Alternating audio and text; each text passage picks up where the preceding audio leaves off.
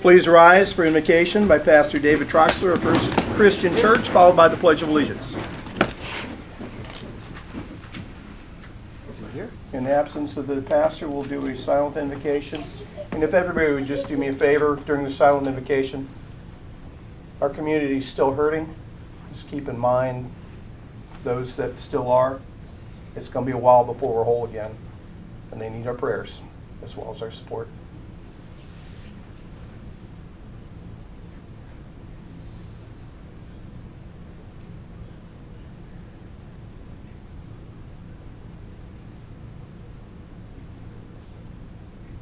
Amen. I pledge allegiance to the flag of the United States of America and to the republic for which it stands, one nation, under God, indivisible, with liberty and justice for all. Will the clerk call the roll? Councilmember Foley? Here. Councilmember Tremont? Here. Councilmember Bastian? Here. Vice Mayor Stiltner? Here. Mayor Burnett? Here. Slightly different voice from down there. Yes. We think Robin's allowed a vacation or something? Item 4, update from staff on Hurricane Ian, or rather the response to Hurricane Ian. Wayne? We got a series. Last time I went over the briefing myself. Tonight we've got a series of the department heads that are going to give you the briefing, a little bit more information than we had a couple days after the hurricane. So we're going to start with Lynn Stevens, who's our Public Works, Public Utilities Director. She's going to talk about debris management, some of the damage that we experienced. And then following her will be Sue Lavallo, who will talk about our park status, followed by Tim Berman, Community Development, who's going to talk about substantial damage letters. If after they're done, or question and answer, there's other things we haven't covered, I'd be happy to continue to ask questions, and we've got other department heads here as well. So, Lynn? Good evening. Lynn Stevens, Public Works Utilities Director. So I have prepared a PowerPoint, if you'd like to put that up on the screen. Thank you. So as you know, September 28th was a day that will definitely go down in history in Port Orange. Ian arrived. It was supposed to be as a tropical storm. It was quite the tropical storm. They're classifying this storm as between a 200 and 500 year flood event. Most of our today designs are at 100-year flood events, certainly not a 200 or 500 year event. We had rainfall for approximately 30 hours. And they're estimating 11 to 16 inches of rain in our area. However, many of us believe there was much more rain than that we experienced. Nobody's been able to tell me how do you measure sideways rain. I wholeheartedly agree. Oops. So I wanted to show you some of the effects. I know there's plenty of people around that have pictures that certainly look much worse than what we've provided. This was a major flood event, so it wasn't wind that posed a problem in our city as much as it was the rain that we received. Understand that our stormwater system is designed to flow to the river. That 30 hours of rainfall, we experienced multiple high tides. We even experienced a king or a queen tide, whichever you prefer to call it. The way the hurricane sat off our coastline, we were on what we call the dirty side of the storm. It was pushing all of that water inland and was not allowing any of our stormwater conveyance systems to drain water out. I know we've had a lot of requests that we didn't turn pumps on, we didn't open sluice gates. I can assure you that all of those systems we tried to operate to the best of our ability. All the sluice gates were open, the pumps could not operate. All they would have done is pushed water in a circle and brought it right back into the neighborhood or put it on neighborhoods downstream.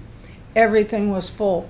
I don't think you've ever seen Williamson Boulevard where Spruce Creek overflowed the banks of the roadway itself and made Moody Bridge impassable. Again, we had significant flooding in the southeast quadrant of our city. So again, this is the debris that we're managing is more of a construction and demolition debris than it was vegetation like we saw in Matthew and Irma. Not to say that we still don't have a lot of debris out there that is yard waste, vegetation, trees, but there's an awful lot more C&D material out there than we've seen before.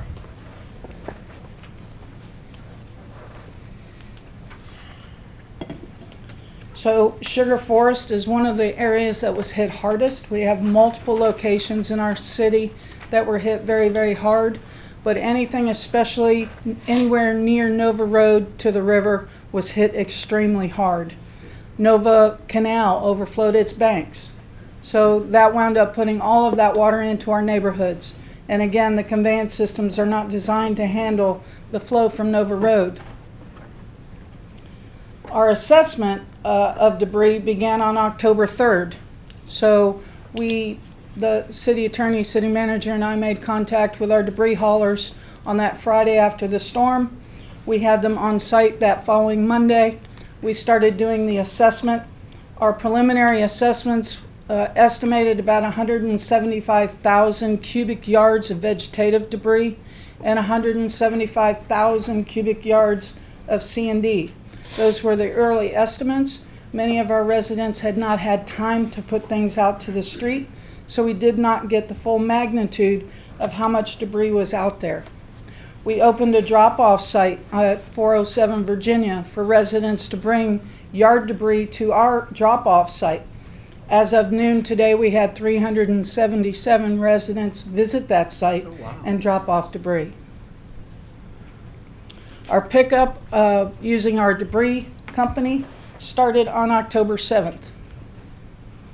So we have been picking up debris for a little over 11 days. Right at 11 days. Again, the original estimate was 175,000 cubic yards of vegetative debris and another 175,000 cubic yards of construction and demolition. Construction and demolition is it's furniture, it's drywall, it's flooring, it's things of that nature that are construction. It is not household garbage, it is not electronics, it is not white goods. Those are picked up separately. Today's estimate, talking with the haulers and the monitors out there, they're estimating over 300,000 cubic yards of vegetation will be out there. And it could even be higher. I think Daytona is estimating about 400,000 cubic yards of veg. We're also estimating about 250,000 cubic yards of C&D after seeing some of the debris that's out at the streets.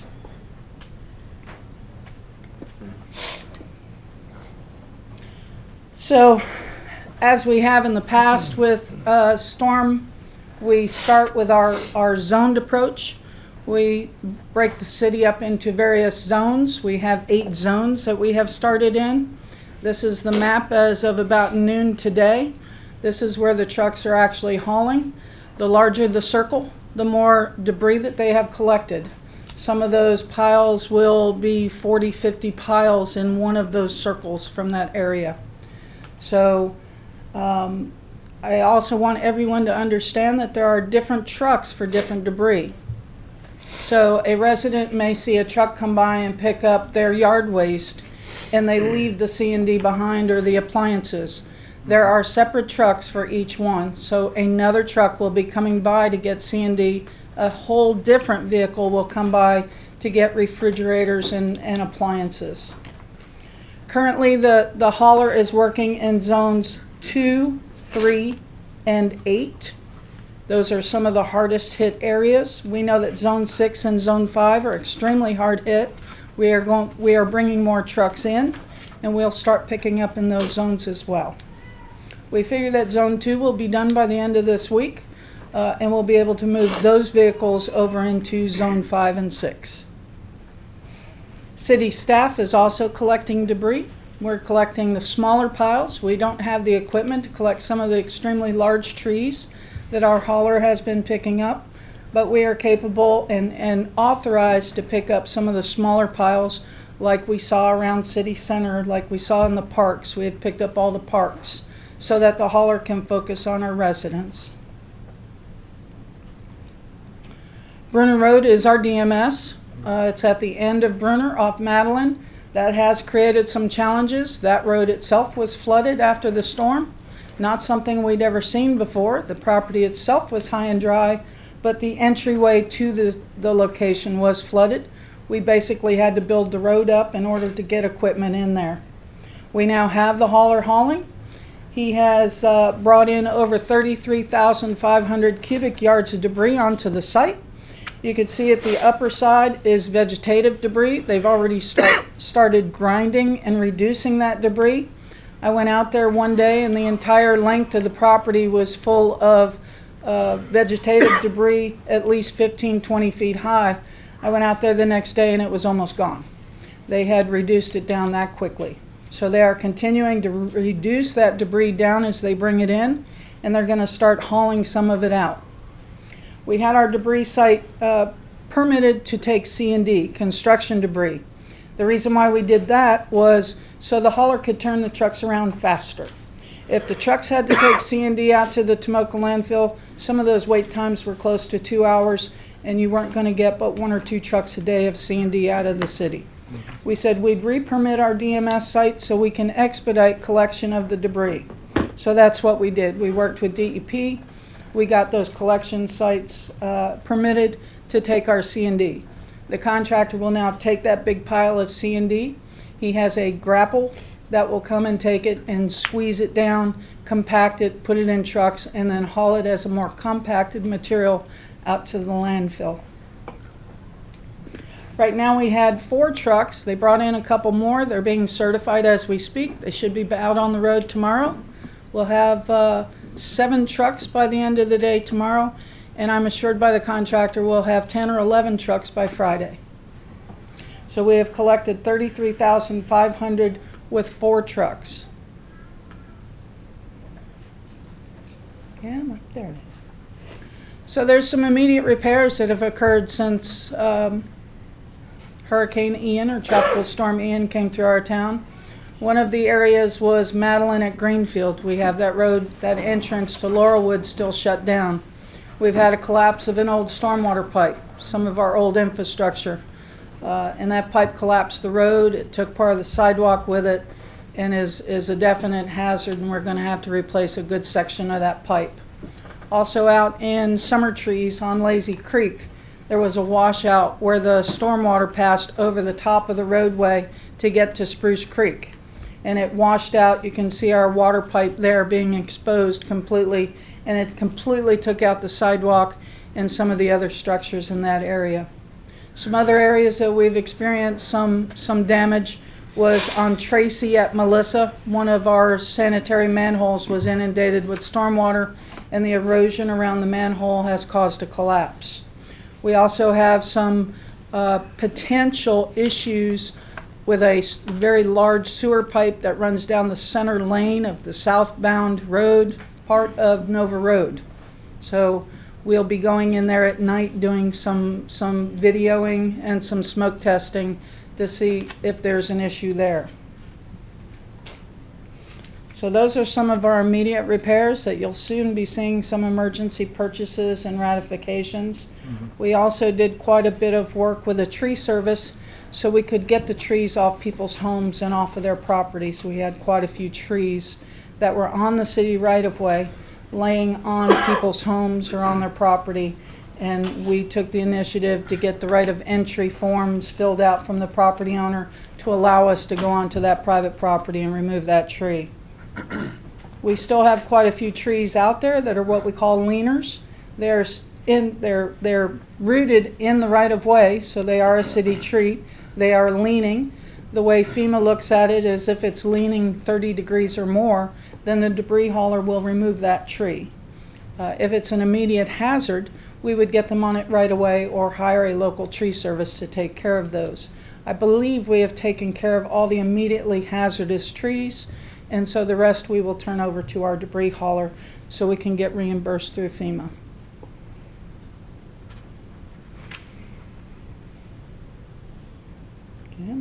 There we go. Some other immediate repairs. By the way, the previous repairs, we've got some estimates at $600,000 to take care of Lazy Creek, Madeline, and Tracy. Those estimates came in at $599,000 plus change. The wastewater plant, as everyone knows, the corner of Dunlawton and Spruce Creek flooded. The reason it flooded is that entire conveyance system was impacted by the tides of the Halifax River. Regardless of what we had done in this area, where were we going to pump the water to? It was going nowhere. Until the tide went out and the storm went by, that water was going nowhere. So we even experienced flooding at the wastewater plant. Luckily enough, the staff was resilient enough to keep that plant operating, even while they were walking through almost knee-deep water in that building in order to keep the plants operational. We have at least $500,000 worth of repairs at the wastewater plant to do, so those will also be forthcoming.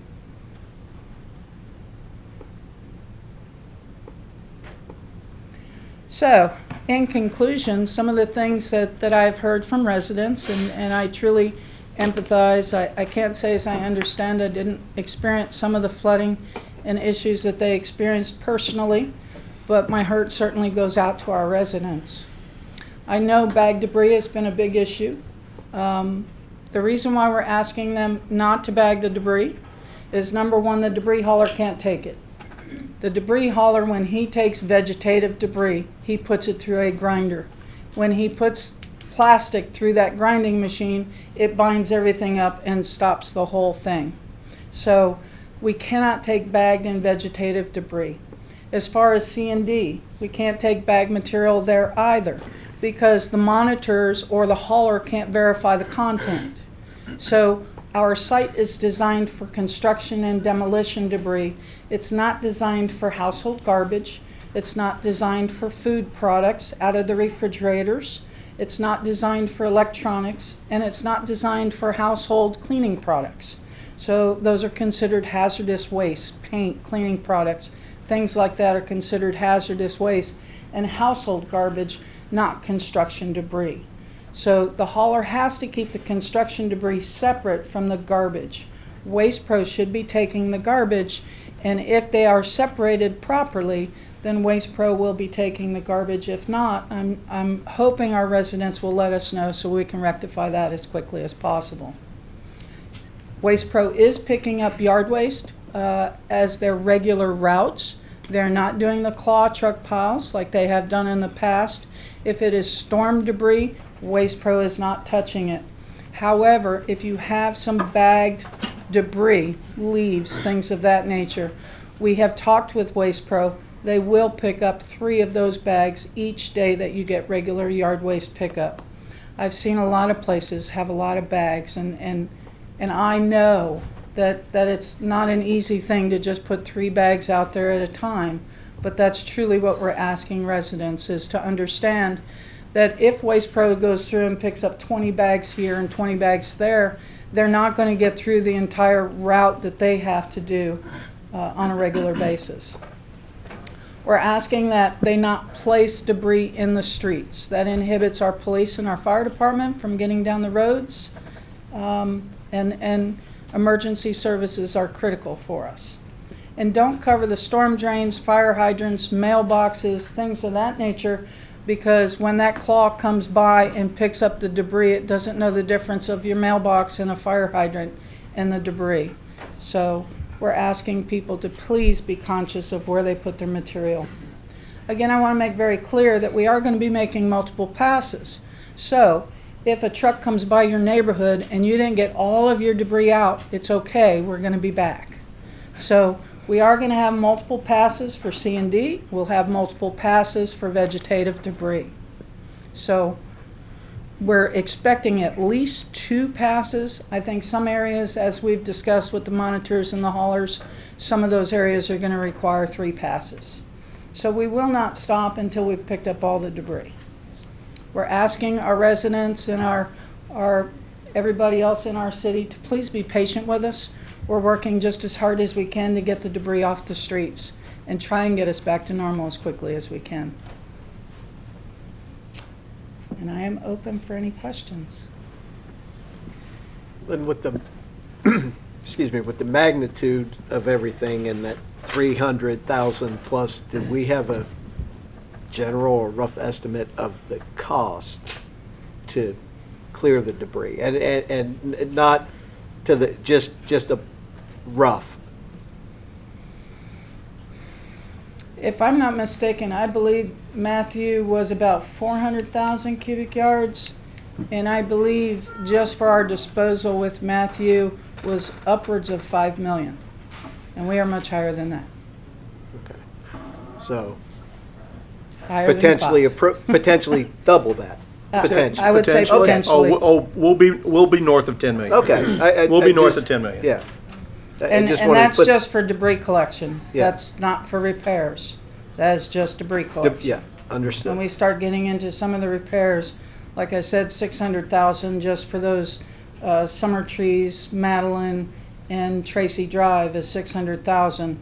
At least a $500,000 for the wastewater plant, and I don't know what other areas need to be repaired yet. I don't think we know the full magnitude And we of had other damage yet. city facilities and city buildings damaged, not destroyed, but damaged as well. So Yes, sir. that is going to run all that way up. Yes, sir. Okay. Thank you. Scott? Lynn, the guidelines with debris removal, has FEMA changed some of those guidelines compared to the last few storms we've had, or are they the exact same guidelines that we had with Matthew and Irma and all that? They seem to change. Being You a don't little need to be sarcastic diplomatic. daily, Yeah. but they change regularly, and that we have to stay on top of them at all times. Like I said, for C&D, they are very adamant when we get the inspectors in, and they have already inspected our debris site. And when they come in there, if they find any household garbage or any household waste in that C&D, we are going to have a major issue. They're going to shut down our DMS, and that will really back up everything we have to do. So there are some new guidelines. Some of them have gotten a little easier. Some of them have gotten a bit more strict.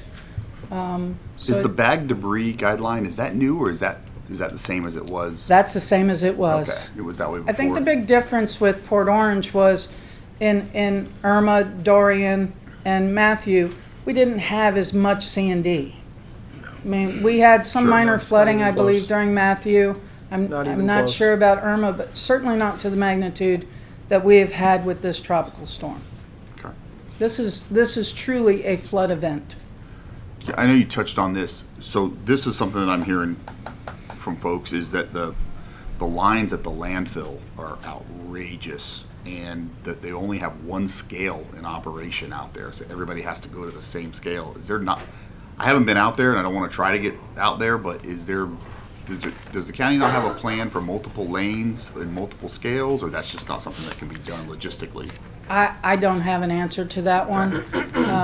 I know that every time you have a large event where there's a lot of debris generated, the landfill lines get outrageous, which is why we chose to purchase that property Right. off of Bruner Road and create our own DMS, because if we can reduce the material on site, and we have a site that's more or less centrally located, we can get from the neighborhoods to our site much quicker than they can take those trucks to the landfill, wait in those long lines. I've heard they're 2-3 hours, in which case you get maybe 2 trucks a day. And that's working fine for the FEMA guideline debris hauling and stuff like that. But I guess from what I'm surmising is that our Waste Pro contractor has to go through the same line, and so just the day-to-day normal pickup of garbage and stuff, they're sitting out on Tomoka Farms Road waiting to even get onto the property, and that it seems, and I'm not even sure that they're getting through their routes each day. I think the days are flowing over to the following days, which it is what it is if they can't get in out there, because at some point the truck only holds so much. But I was just curious if you knew if the county had any plans to have a second lane, or if there's anything they're doing to try to, I guess, mitigate some of that wait time out there, because that seems to be, we've heard this kind of before, and that's a big bottleneck, is what happens when you get to the landfill is just takes forever to get through out there. And I know they got their logistic issues.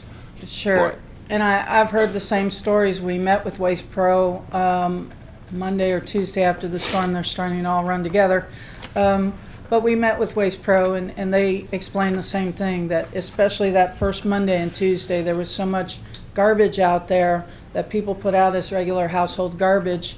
They went ahead and tried to collect. They couldn't get through the route that first Monday, October 3rd, and therefore Monday's route rolled into Tuesday. And then Tuesday's route, of course, got behind. So they asked us if on October 5th they could forego yard waste day, and we said yes. So they were able to catch up by Wednesday the 5th with regular garbage. I know the guys are working longer days. They are picking up a tremendous amount more garbage than they would normally at this time of the year. I do know that they do have longer waits at the scale house. I don't know what the county plans to do with that. I know they're asking residents to take their hauling debris to the transfer station in Ormond and avoid the Tomoka. I don't know if that's still true this week, but I certainly know it was last week. Okay, thank you. Chase? Yeah, just one quick comment and then a question. My comment would be the amount of questions I had regarding the storm. Did we forget the gates? Did we forget to open them up and things of that nature? The easiest thing throughout this storm was answering those questions, and the reason being because I know you know what you're doing, and I appreciated the work that you put in. We just got hammered, frankly. So I appreciate all the work that you're doing, and it was never even a question. Didn't even need confirmation to tell folks Lynn didn't mess up. This was not on her. So that said, question, and you already answered. I had a number of them, but your presentation was flawless. I appreciated that. I just want to highlight one more, one aspect of it: the difference between the construction debris and the brush debris that we're seeing, because that was an issue that I had questions over. I've got all of my flooring and mattresses out on the side of my road right now. We're living on a concrete slab. And my question internally was, okay, do I need to put in a phone call to have that picked up since it's not technically debris?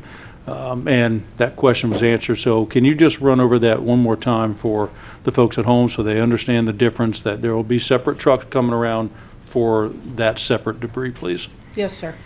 So our debris hauler is contracted to pick up all storm-generated debris. If it is vegetative debris, yard waste, they will collect the yard waste. If it is construction debris, flooring, furniture, cabinets, drywall, things of that nature that are construction materials, that we term as C&D, construction and demolition debris, and they will pick that up separately. If it is household garbage or something out of your refrigerator, that stuff can be bagged or put in cans, and that should be what Waste Pro picks up. So we have different areas for people to pick up, and I know it's very confusing for many of our residents to try and understand the difference, but they go to different piles, they go to different locations, and the material is handled differently. So it's important that we keep it separated. Where do the appliances go? I've seen a number of dryers and washing machines out there, but you said you can't pick up appliances in the construction debris, correct? So there's a third pile now? There is. So white goods, they call it white goods, and that would be your refrigerators, your washers, your dryers, dishwashers, things of that nature are considered white goods, and those go to the side. And there's a separate smaller truck that will come by and pick those items up. A lot of times you see folks driving through neighborhoods, we always call them scrappers, where they scrap those types of materials. I'm not quite sure what they do with them, but a lot of people will collect that debris before we even get there. Will some of these folks know, and I don't know, whoever we're communicating with that we're contracting out to pick this stuff up, if they see a washer or dryer that just happens to not be separated, but it is retrievable, is it something that they're going to hold people to the letter of the law, or will they go out of their way and pick it up if they can retrieve it?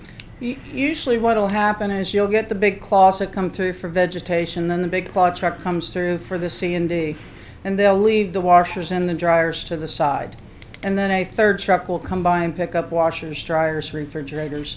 We're asking people with refrigerators to please make sure all the food is out of the refrigerator.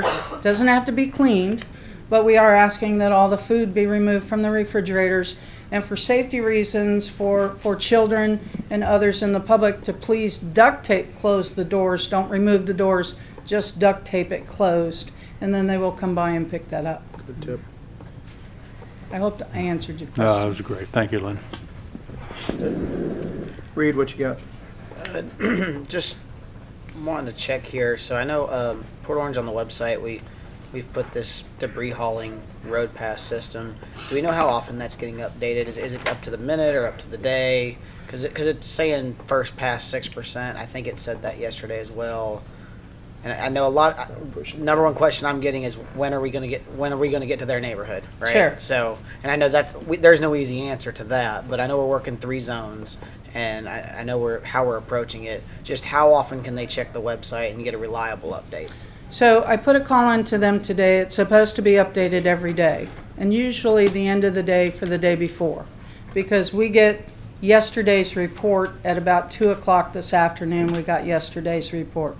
So that website should be updated every day. I had a conversation with Christine Martindale. We've talked to James Hicks with our IT department. So we are checking with the vendor. We understood it would be updated daily. Understand that it is only going to change those roads to yellow when the first pass is completed. Now, what does first pass mean? First pass means all vegetation, all C&D, all appliances have been collected and they're moving on. We are in a lot of areas that don't show yet on there. For example, Sugar Forest, Moonstone Court, Springwood Square. We are in those areas over the last few days. They have so much debris there that is taking much longer for us to get through. We're picking up all the C&D, and then we're going to be going back through picking up the vegetation.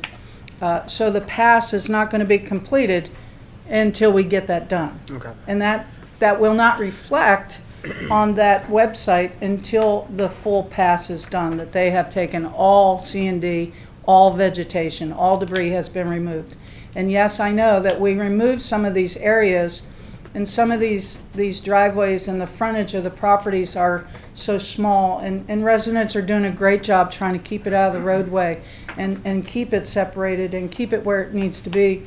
But they have a very small area to work in, and we understand that. So we understand that we're going to go through that road and pick it all up, and by the time we get back there the next day, it's all out again. We understand that, and we will not stop until we get it all picked up. But we have to get to the other neighborhoods as well. So we will make that first pass, and then we will move to the next area, but we will be back. That was going to be my other question I was going to have is the approach to do, a first pass throughout the entire city and then go back to areas that need it and hit the second pass, or was it to clean up neighborhood by neighborhood? So that answers that. Yes, we do plan to do first pass before we go back to second pass. I appreciate So for those that have had their debris picked up and put more debris out there, don't get nervous, we'll be back. All right. Thank you. You were very calming in catastrophe. Not always. You haven't talked to my husband. I don't know. I saw her in the emergency center. It was, aside from the things that she was throwing at people, she was pretty calm. It did get a little hairy in there a time or two. With good reason. This was, overwhelming in so many different ways. 10 inches is a lot of water. We can, I don't want to say we can handle 10 inches. We could handle 10 inches with difficulty. 10 inches is extreme. And we had probably twice that or more depending on what area you're in. I've seen concentrations where New Smyrna, the south end of our city, and Ponce Inlet probably had the worst of it from a rain and wind standpoint. There are different models. It doesn't matter. This is kind of a basic question. Just from experience in removing drywall from my parents' house, when it's already wet, it crumbles. Yes. And we're putting it in buckets, and we're putting it in barrels out in front of the house. So you're telling me my best bet is to take those barrels and dump them on what's left of their lawn? Or what's going to happen? Because this, I know. I know this is repeating, what, 800, 1,000, 1,200 times over in our city. And it's difficult for me to tell you this, but That's what I want, is the unvarnished truth. the unvarnished truth is, if we don't have it out on the ground, they're not going to be able to pick it up with that claw truck. They can't pick up the buckets. They can't pick up the bags. I understand and I know how difficult it's going to be to clean up after the truck takes what they can take, because let's face it, they're not raking the areas up, right? Uh-huh. And you got leaves left over and you've got debris left behind. I understand. But we're trying to get the bulk of the material up. Yeah. And that's where that large claw comes from, is to get the bulk of that debris out. They can't get every morsel. I understand. Yeah. I don't know what the answer is at this particular juncture, but Well, one of the things we do know, if I can just interject, is the higher the pile, the better. And so it's, a lot of times you see like a 3-foot pile, but it's stretched way out in front of, the property, whereas as odd as it sounds, the higher the pile, the better for the trucks, because every time they pull into one spot, they have to put down the stabilization gear and all that, and that arm only reaches so long. And it also does help to be able to pick up larger volumes of the debris at one time. So, I mean, I've tried to tell as many people, stack it as high as you can. Exactly. And I know that that's not easy for Sometimes everybody. that's easier said than Of done. course, 100%, no question. But it's just by the nature of that truck, because every time they got to move the truck, it's more time, right? So, Sure. I mean, Yeah. and I agree 100%. It's sometimes it's easier to say it than I get. And I'm going to tell you, from the proximity to my house, from where Sure. Sugar Forest is, I've gone through there nearly every day. And Sunday, after we had taken a fair amount of debris out of there, it in many ways looked worse afterwards. Granted, a lot of it was gone, but when you've got parcels that are only so wide, like you have there, you got a number of properties of the duplexes and the like, but the parcels are only so wide. There's only so much space when you can put your stuff, when you're basically putting everything you own out there. And it's just, I know it's going to take multiple passes, and it's hard. I want us to work on the challenge for what we can do. I mean, those are wet materials that are bagged up, and those are frustrations. And I know we're dealing with FEMA and federal regulations. And I also know that nothing we're going to do is going to be a perfect solution. I want it all gone tomorrow. if I had a wand, I'd make it go away. I wish you would. But I also know Matthew, it was about 2.5 months. And we have more than Matthew. So, and we're competing with resources being utilized throughout the state, not just in our county and our city, to get more resources for that. I know that you've got some challenges. And it is heart-wrenching seeing what we're seeing. But those are some of the things that we need to work on. And Wayne, I've challenged you to have discussions with Waste Pro to see what they can do to help. And council, the one thing I want to put in your heads is, if we need to spend dollars that we know will not get reimbursed to bring in additional help, there's a limit to that, granted, because part of the reason why we have lengthy reserves is to tap that and tap those resources. I'd like for y'all to comment on that, because what we're talking about is spending right now basically would be right now 2/3 of our entire ad valorem tax base for a year. That's why we have healthy reserves. That's why we're getting money back from FEMA, and we'll have to rebuild those reserves. But council, I'd like you to comment on how you feel about that, and so that the city manager has direction. Refresh our memory. What did we spend? Because we have some private roads out there that we did last year. Did we? I can't remember how we addressed that. Well, this council at the time took the attitude of private roads might not be reimbursable by FEMA, but we still took care of them, right? We absolutely took care of them. And that was 2017 when we last dealt with that. And that's the attitude based on past policy that we're proceeding with now as well. We know we're not going to get reimbursed for that, but those are citizens of our city just the same, and I feel like they deserve the same attention. But hold on, Matt. I just want to get your opinion, gentlemen, of how loose we should be with the purse strings for dollars that we're not being reimbursed for. And if the city manager comes to us and needs some latitude with some things, looks like the city attorney wants to give some guidance with that. How far do we go with that? And I'd like to hear your comments. I'm curious what Matt's wanting to pipe up with first. I don't care what Matt said. What do you got, Mr. City Attorney? Yeah, I just wanted to say that we've already worked with Lennon and a lot of the staff to put together the request to FEMA for private road reimbursement. Sorry. Yeah, so we've already submitted our application on behalf of the City of Port Orange for reimbursement for the private road debris removal. We think there's a fair likelihood that we get reimbursed for some, if not all of the private roads. The gated areas are sometimes a little bit tougher standard, as are some of the mobile home parks that are owned by private ownership that are considered commercial under the FEMA regulations. So there's a couple hurdles that we have to jump, but we've already submitted. We supported it with the decision made by the city manager under executive order that this is causing a widespread public health safety concern. Our Department of Health, local Department of Health, submitted their letter confirming that. We've submitted our entire list of the public rights of way that or the private rights of way we'd like to clear. So that's in the works. You know, currently we're certainly focusing on within this first 60 days, which may be extended. We're getting 100% reimbursement from FEMA. So we want to definitely maximize what we can get reimbursed for through FEMA. So those efforts have been focused on public roads, but the private roads have not been forgotten about, and something that we are trying to get that approval. But you know, we hear this council, and that, you know, even if we don't get approval, it's something that sounds like we may you know, be going towards anyway. We just wanted to make sure that we give ourselves the best possible. You know. Oh, I want to get every dollar back we can, but what I don't Yeah. want the city manager doing, and he has not so far, is making decisions based on whether we're going to get reimbursed or not.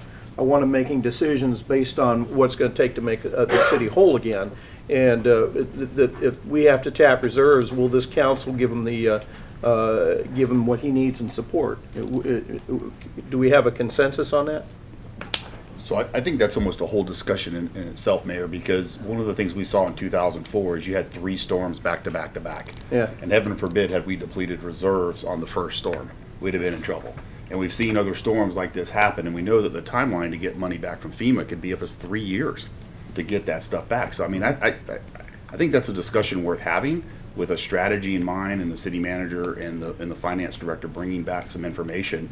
Like Lynn noted, we're just now even starting to understand some of the early projections of cost outlay that are going to have to come out of those reserves for repairs that have to be made very, very soon. Okay, well, So let me- I just would say that. and Let me put a when- fine line on my where I'm going with this. I'm talking about for the short-term costs of getting things picked up, cleaned up, recovered. The long-term, you know, the things that we need to replace, plants, facilities, things like that's a different thing, and we'll work on those as we prioritize. But I want him to know that he is our backing and blessing resources when it comes to getting the city picked up and cleaned up. My take is yes, and I know it's a monumental task and it's gonna take months, but yes, we can't just leave this stuff out there. It's got to get picked up regardless, and I mean, people are gonna have to be patient, but yeah, we have to clear it. Whatever approach they use to get it done, it's got to be done. It creates a lot of hazards, just as existence I as would is. say if the city manager has a strategy and he has a resource that he believes we can tap into, he definitely needs to bring that to us. And we need to find out, is the bidding process waived in those scenarios, or do we still have to go through a bidding process? How does that all work?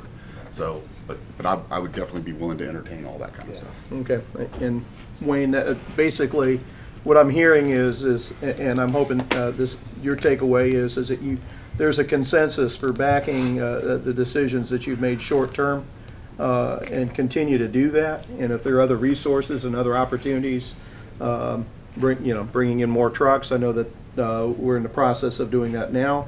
And actually, that's one of my questions is, could we address where we are bringing in more trucks? Because I know as resources get freed up in other areas, it allows us to tap into that, and that's what's happening now. Well, you alluded to it earlier. We're basically going to have your workforce doubled or tripled by the end of the week. That's correct. They've assured me that we'll have 11 to 12 trucks by Friday on the road. They're also going to have a skid steer out there for some of the smaller courts that are dead ends that they can't get those big double haulers into, and a trailer so that they can get some of that off of the smaller streets where they just can't get into. So we're identifying those smaller streets as well. Okay. Virginia Avenue drop-off, that's our public works facility. Yes, sir. They enter off of Oak Street by the railroad tracks. And that is open 8 a.m. to 5 p.m. It's been open Monday through Saturdays. We have not put an end date. We knew we were taking it through this Saturday. We were going to look at how many are utilizing it and then decide on the following Saturday. So we're making those decisions week by week based on how many people are utilizing the site. Okay. But they are welcome to bring their debris, even if it's in bags. They can bring bags in there. We just ask them to please cut the bags open, throw them in our pile, and we'll take care of disposing of the bags. They can also bring their used sandbags if they wish to dispose of the sandbags. We'll take the sandbags as well. So our drop-off site is open, like I said, 8 to 5, right now, Monday through Saturday. And that's good to know that we'll take the used sandbags, but what I've been telling people when they ask is, hurricane season isn't over yet. And I don't want to be a nervous Nelly or anything like that, but if you've got the sandbags now, hurricane season runs through November 30th. It's going to take a while to clean us up anyway. What's the point of getting rid of them before you might need them again? So. And Waste Pro will not take the sandbags that are full of sand. They'll take empty sandbags. They will not take full sandbags. Okay, number of trucks.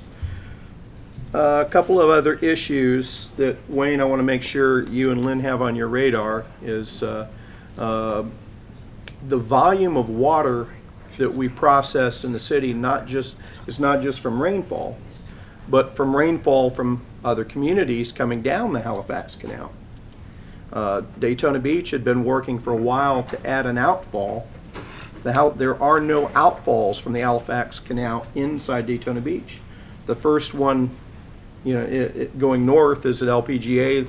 First one coming south, and it seems to run right past it, is Reed Canal. But all that, when we're getting massive rainfall going into the canal, and they're getting more rainfall than they've ever had going into that canal, it's coming our way. So we need to have conversations with our neighbors. Certainly it's good for them and their neighborhoods, but it's good for our neighborhoods too. We need to have that on our radar.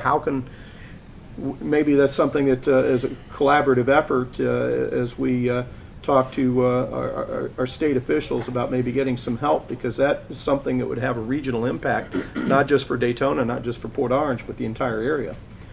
So that's something I want to make sure that's on our radar as well. And the other thing that you touched upon, I wanted to hit again, lift stations. I know it's very frustrating, and it happens every hurricane. But when everything's underwater, what can you do? So you're absolutely correct. Lift stations, when a homeowner flushes a commode, gravity flows to a manhole, then gravity flows, continues downhill to another manhole until it ultimately reaches a lift station. The lift station is very deep. It's designed to lift that sewage up back to about 3 feet below grade and start the same gravity flow till it gets to the next lift station. And it does that all the way till it gets to one of our what we call master lift stations, which are extremely large stations that push it through a pressurized force main into the wastewater plant. So that's basically how our system works. We have 110 lift stations out in our system. As you know, power outages were citywide. Under normal circumstances, when a lift station loses power, there's enough capacity in the collection piping to hold sewage.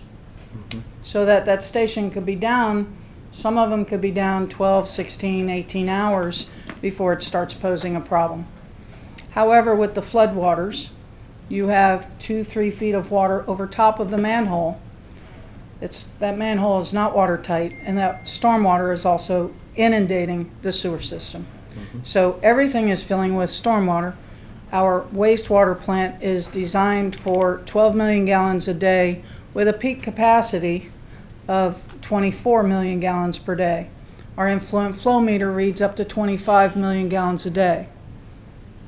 We were maxed out on that influent flow meter. So we were at the wastewater plant's max capacity. So we know a lot of what was coming in was the flood water. The power went off to the lift stations. There's not much we can do to control FPL, and you couldn't have 110 generators out there. Besides the fact that the electrical boxes were underwater. So the control panels are underwater. We don't know the extent of long-term damage yet. So we are still trying to evaluate that and see how many of those control panels. Currently they're working because when the power came back on, they dried out. We were able to start the lift stations again.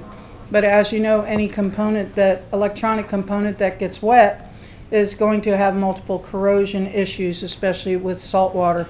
And a lot of what we experienced was along that eastern side of the city where we did have salt water come back from the river.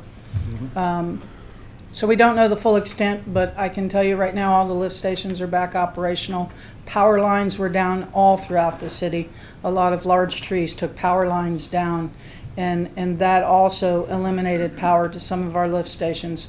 We had portable pumps, bypass pumps we call them, that are gas-powered pumps. We put on some of the larger stations to keep sewage moving.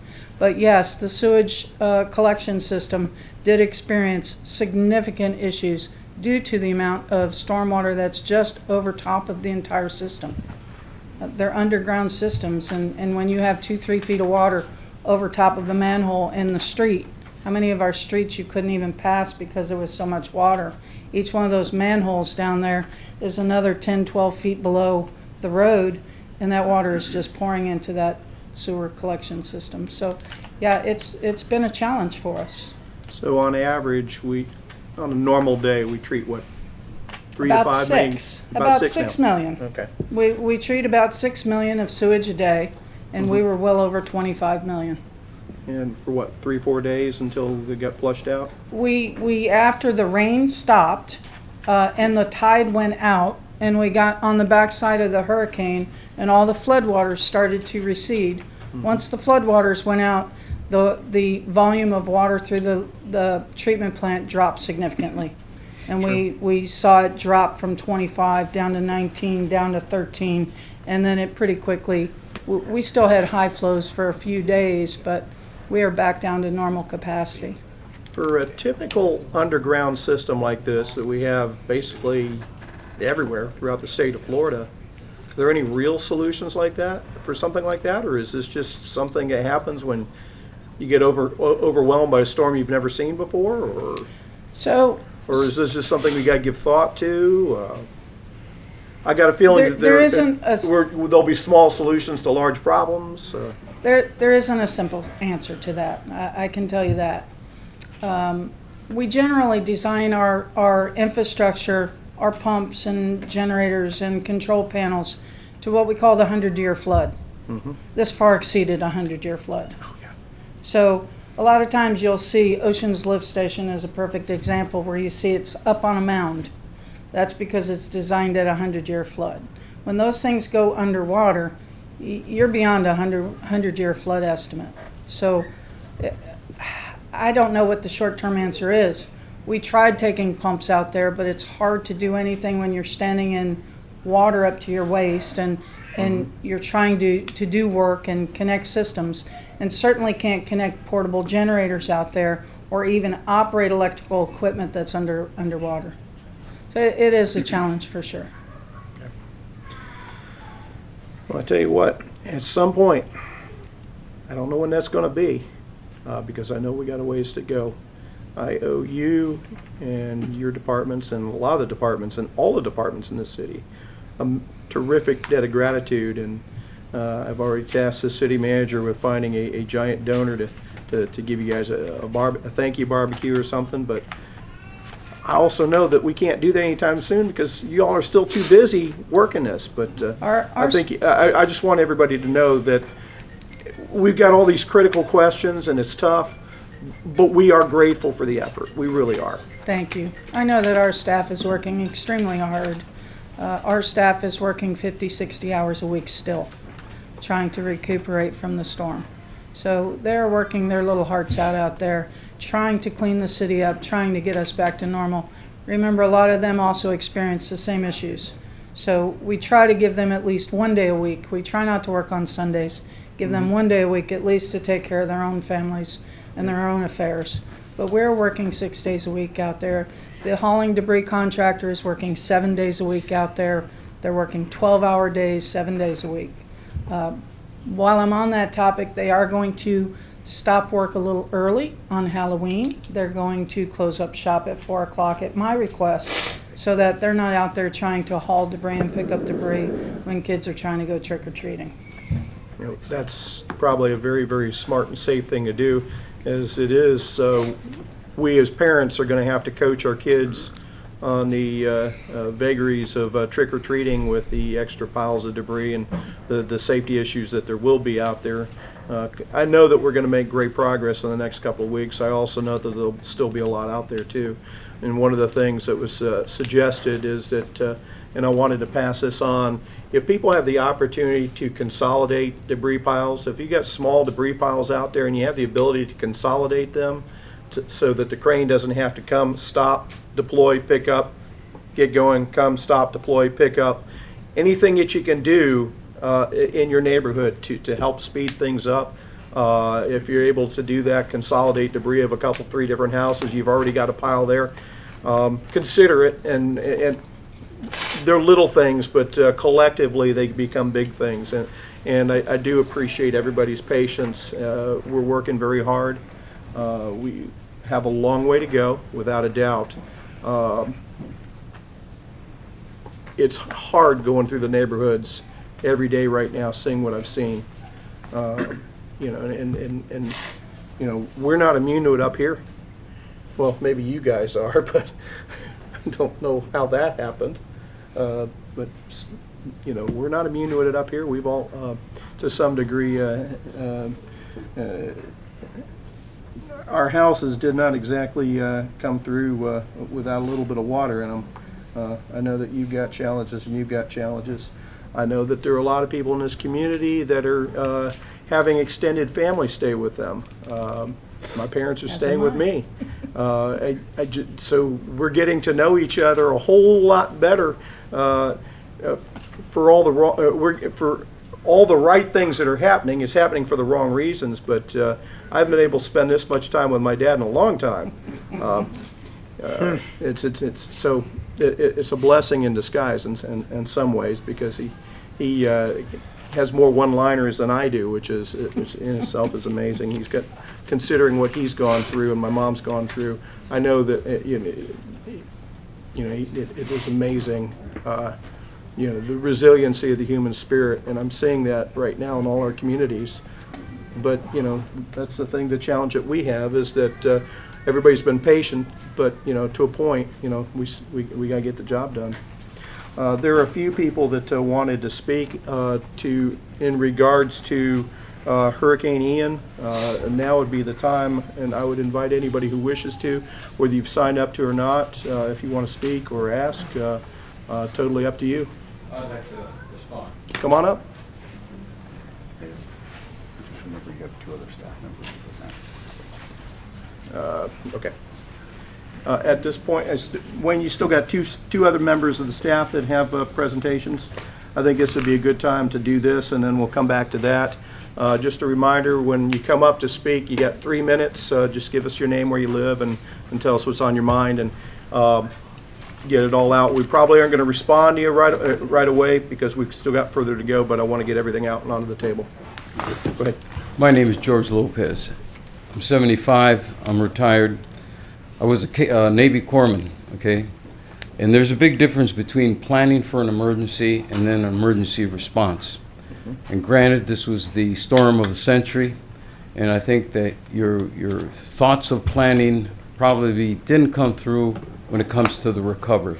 I think the recovery in terms of my scoring was poor, okay?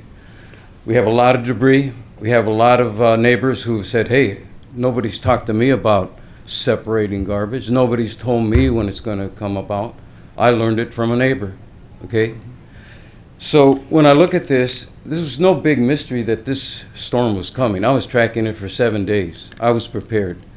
At one point, I told my wife, you've got 10 minutes, get a backpack, put your documents, your passport, get another one for a couple of cans, water, okay, and get one for the dog. And if you have to let things go, then you go. Okay, so we prepared. Now this idea of 4 trucks going around picking up stuff, that doesn't seem logical, okay?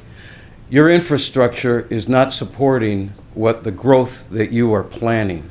It's apparent to me. You've got stuff growing up all over the place, and you're telling me that your capacity right now was reached. You're right, November hasn't finished with the storm systems. We were only brushed by a storm.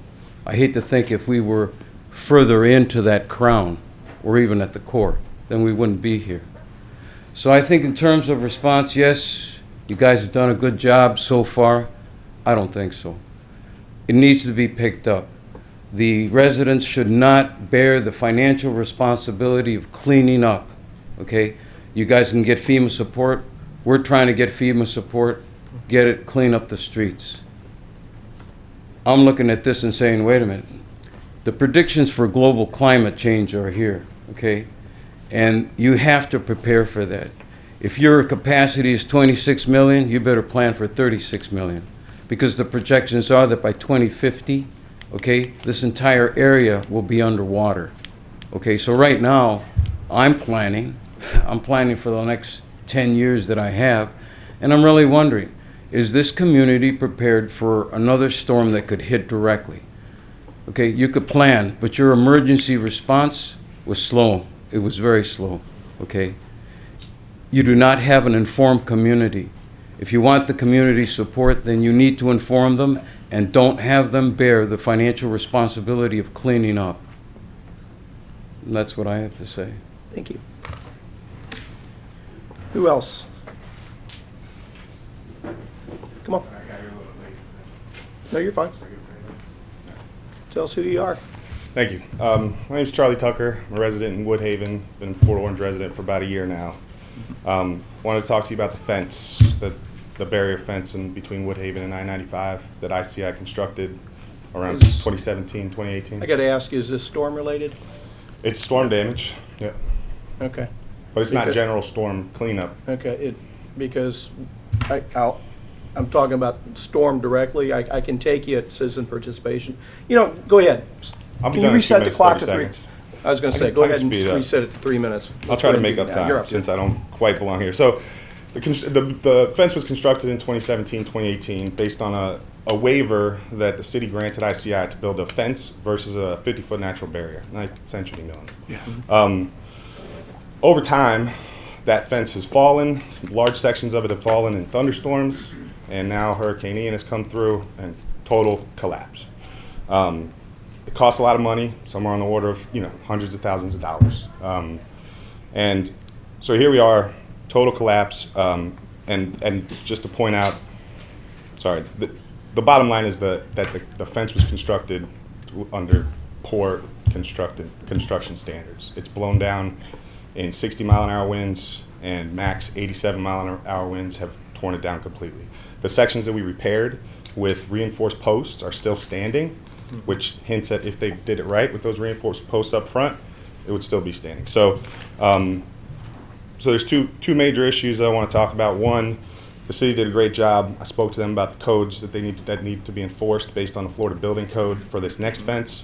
I pointed out sections of the Florida Building Code. They pivoted. They're going to enforce a strong, strong wind load of 110 plus mile an hour on the next fence that goes up if a fence is built. The other part of it is the financial responsibility of this, right? Right now, ICI holds all the cards. They control the board. They control everything that goes on in that community, and they're taking bids and they're going forward in reconstructing this fence, of course, after insurance money pays out. But I'm fairly certain, based on discussions with them, that they're going to put this financial burden on the citizens of Woodhaven and not take it on themselves, right? Florida Building Code specifies for 6 feet and below, they provide an exception that it can be wind loads of sustained gusts of 90 miles an hour. And that's for 6 feet and below. 6 feet and up, they are to be evaluated and held to a standard of all other structures in that code, which put a wind load of 110 plus miles an hour.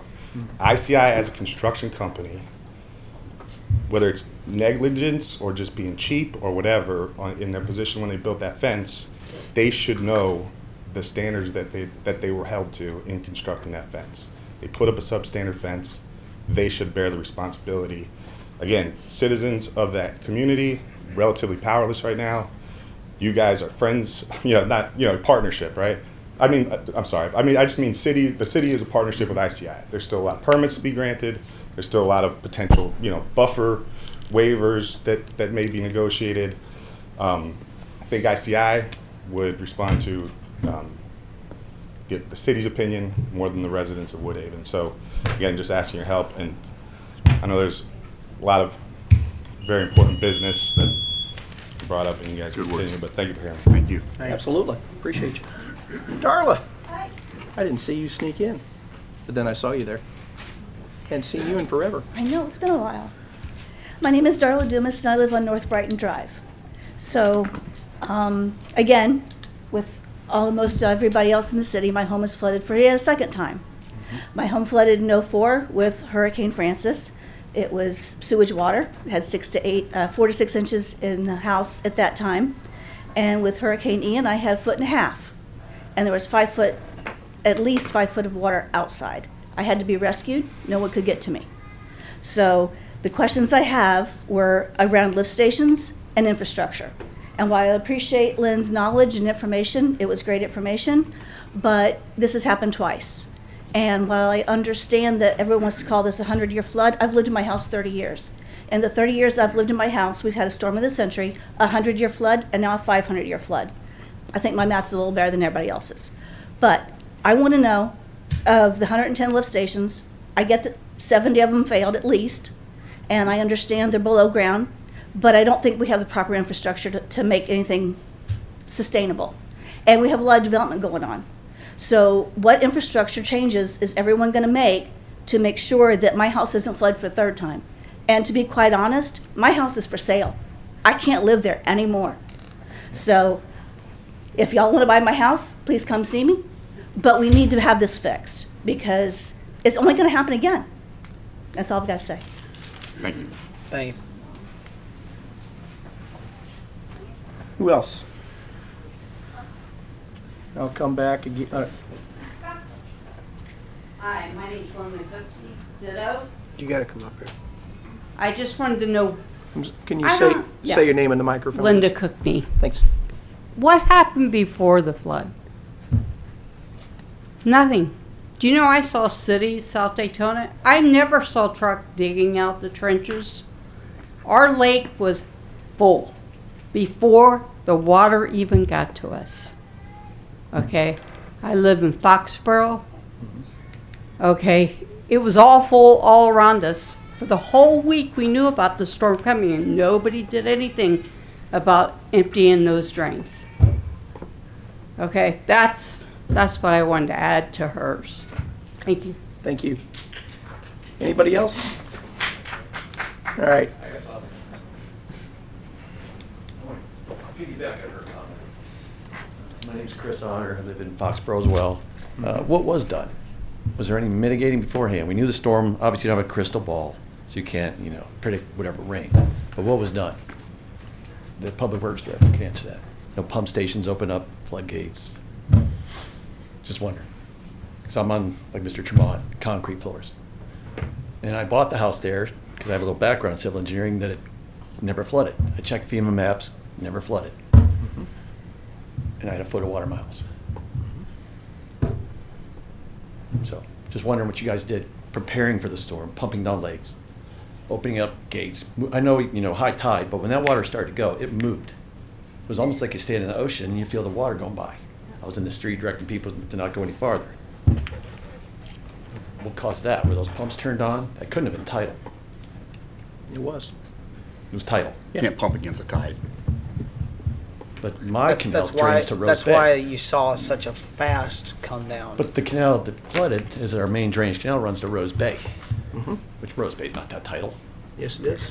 Yes. Oh, yes, it is. So you guys have backups and emails. So you did everything you thought you could do before the storm came. Even though you had no crystal ball, you didn't know it was going to be 24 inches of rain. Nobody knew. But did you do anything to prepare? Yes. Yes. That pump station on Trailwood, Yes. those lakes were still full. Yeah. That's a big pump station. They didn't start pumping until after the storm. Not true. Not true. I'm just going off an observation. But I just wonder if that was there anything done? Is there any way to get answers?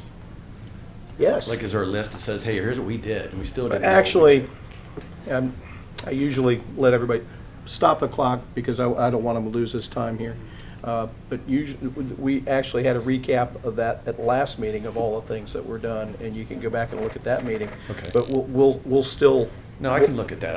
That was my No, question, and I was curious. I want to see what was done. That's the frustration of it is because there will always be things, no matter how good you think you've done, that we'll learn from and do better.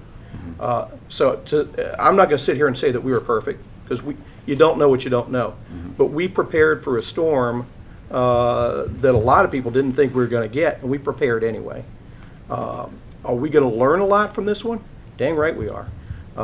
I can't say that 20 inches of rain isn't going to inundate us again, because it probably will. Will we find a way to handle it better? Yes. Are we going to be able to prevent everything the next time it happens? Impossible. It's impossible. West Volusia right now still has homes flooded almost 3 weeks later, and they're not done. And there's definitely plenty of learning that we're going to be doing. And we're not going to sit here and say, we're not going to throw up our hands and say, hey, we did everything, and walk away. We're going to roll up our sleeves, and we're going to learn from this and figure out how to do better. Every single storm is different. This one, 30 hours in duration, that didn't help. Not everyone's like that. I kind of equate this to the winds we got from Charlie to the water we got from Francis times 2. And that's kind of the magnitude of what we got. Okay. It's not easy. I'm with you. We will figure this out. If we can do it better, we will. And it's not something we're going to be able to snap our fingers overnight and do. But I'm going to sit here and say that we did not take it lightly. Okay. But just like everybody else, I'm glad that we're not in Southwest Florida. But that doesn't take away from the damage. Somebody's house got blown down in South Florida. Somebody's house is unlivable in Port Orange because it got flooded. Same result.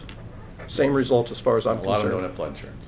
Yeah. So they're pocketing it themselves, wiping out savings. Well, I don't, and I don't live in a flood I'm right there zone, with you. and I took on water, and FEMA says that I'm high and dry, but yet I had my house flooded. I lost flooring and other furnishings and stuff. So it's I'm in the same boat you are. All right. That's all I had. You I'll have leave you the you have my minutes. sympathy. And come back again. Okay. 'Cause Absolutely. please, Thank you, gentlemen. we're not going away. All right. Thank you. Appreciate you. I'll do this again at the end of the segment, but Wayne, go ahead with the next presenter. Actually, Mayor, can I make a quick go ahead. point? We have some young children here for item 5, and it is a school night, and we're rapidly approaching 8 o'clock. Is there any objection to maybe doing that presentation and then returning to this? Because this is a very important thing, and not only do we want to hear the presentations of staff, but we also want to hear anything else our residents have to say. But I also want to be very mindful of the students and their Are you their putting parents.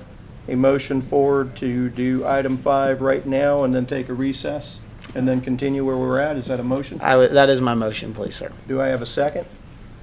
You do? Every parent in the room. Second. I have a second up here. Okay. All in favor signify by saying aye. Aye. Okay. What we're going to do is, there are 2 more staff presenters, so everybody is here for the storm. We're going to skip ahead to, Red Ribbon Week for Volusia Young Marines. We're going to do that proclamation, so you all can come on up here.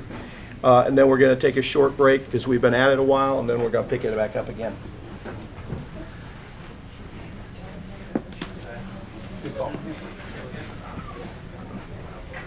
All I can say is, but school night or not, you're doing an awful lot of learning tonight about community, right? Yes, sir. All right. So, where do you go to school? Campbell Middle School. Campbell Middle School. Cypress Creek. Terry T. South Dakota Elementary. Spruce Creek Elementary. Campbell, okay. I'm not gonna ask you all where y'all go to school. You come back here. Kind of the school of hard knocks a little bit, you know. With that, a proclamation of the City of Port Orange, whereas communities across America have been plagued by the numerous problems associated with illicit drug use and those that traffic in them. And whereas there is hope in winning the war on drugs, and the hope lies in education and drug demand reduction, coupled with the hard work and determination of organizations such as the Young Marines of the Marine Corps League to foster a healthy, drug-free lifestyle. And whereas governments and community leaders know that citizen support is one of the most effective tools in effort to reduce the use of illicit drugs in our communities. And whereas the Red Ribbon Campaign was established by Congress in 1988 to encourage a drug-free lifestyle and involvement in drug prevention and reduction efforts. And whereas, there's always a lot of whereases in these in case you guys haven't figured that out yet. Whereas October 23 to 31 has been designated National Red Ribbon Week, which encourages Americans to wear a red ribbon to show their support for a drug-free environment. So, therefore, I, Donald O'Burnett, Mayor of the City of Port Orange, do hereby proclaim this week of October 23 to 31, 2022, as a Red Ribbon Week in the City of Port Orange, and I urge all citizens to join me in the special observance. And with the seal of the city and my signature, it is so proclaimed on this day and in this place. Which one of you do I present the proclamation to? This one. This one right here? All right. There you go, my friend. I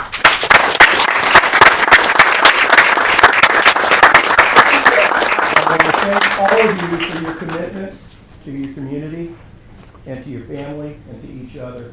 And I hope you always, always have that. Don't lose it. Don't lose it. It's an honor to be among you. Thank you very much for coming tonight. Thank you. Absolutely. That means you guys stand up front with the proclamation, though. Come on over here, fellas. Might be a better angle.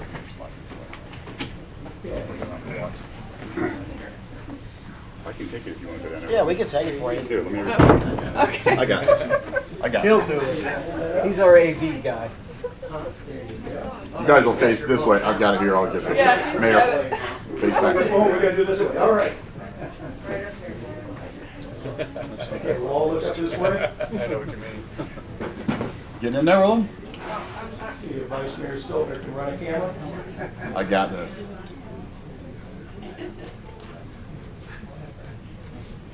All right. Sounds good. All right. Looks good. Good luck. Do well in school. Keep up the good work. And with that, we're going to take an 8-minute recess. My gavel's up there, so somebody hit it for me. We're in recess for the next 8 minutes.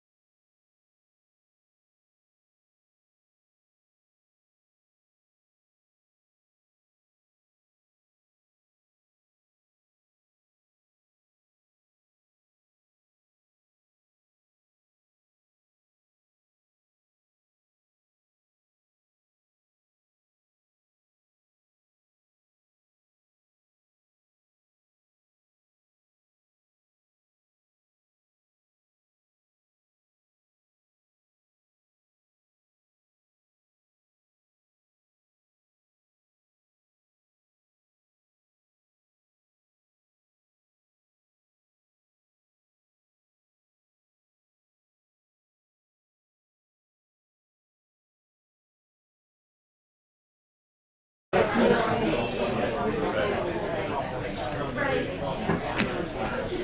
my city manager? I think we're back. He doesn't get a vote.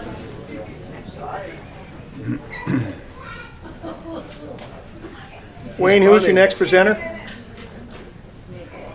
He's coming. Of course you do. Good evening, Mayor and Council. Susan Val, Parks and Recreation Director. Just a quick update on your parks. First, I'd like to just start by thanking my staff and also the cooperation we've had with our Public Works and Public Utilities Department in getting our parks cleaned up so that our families can get back to their programming.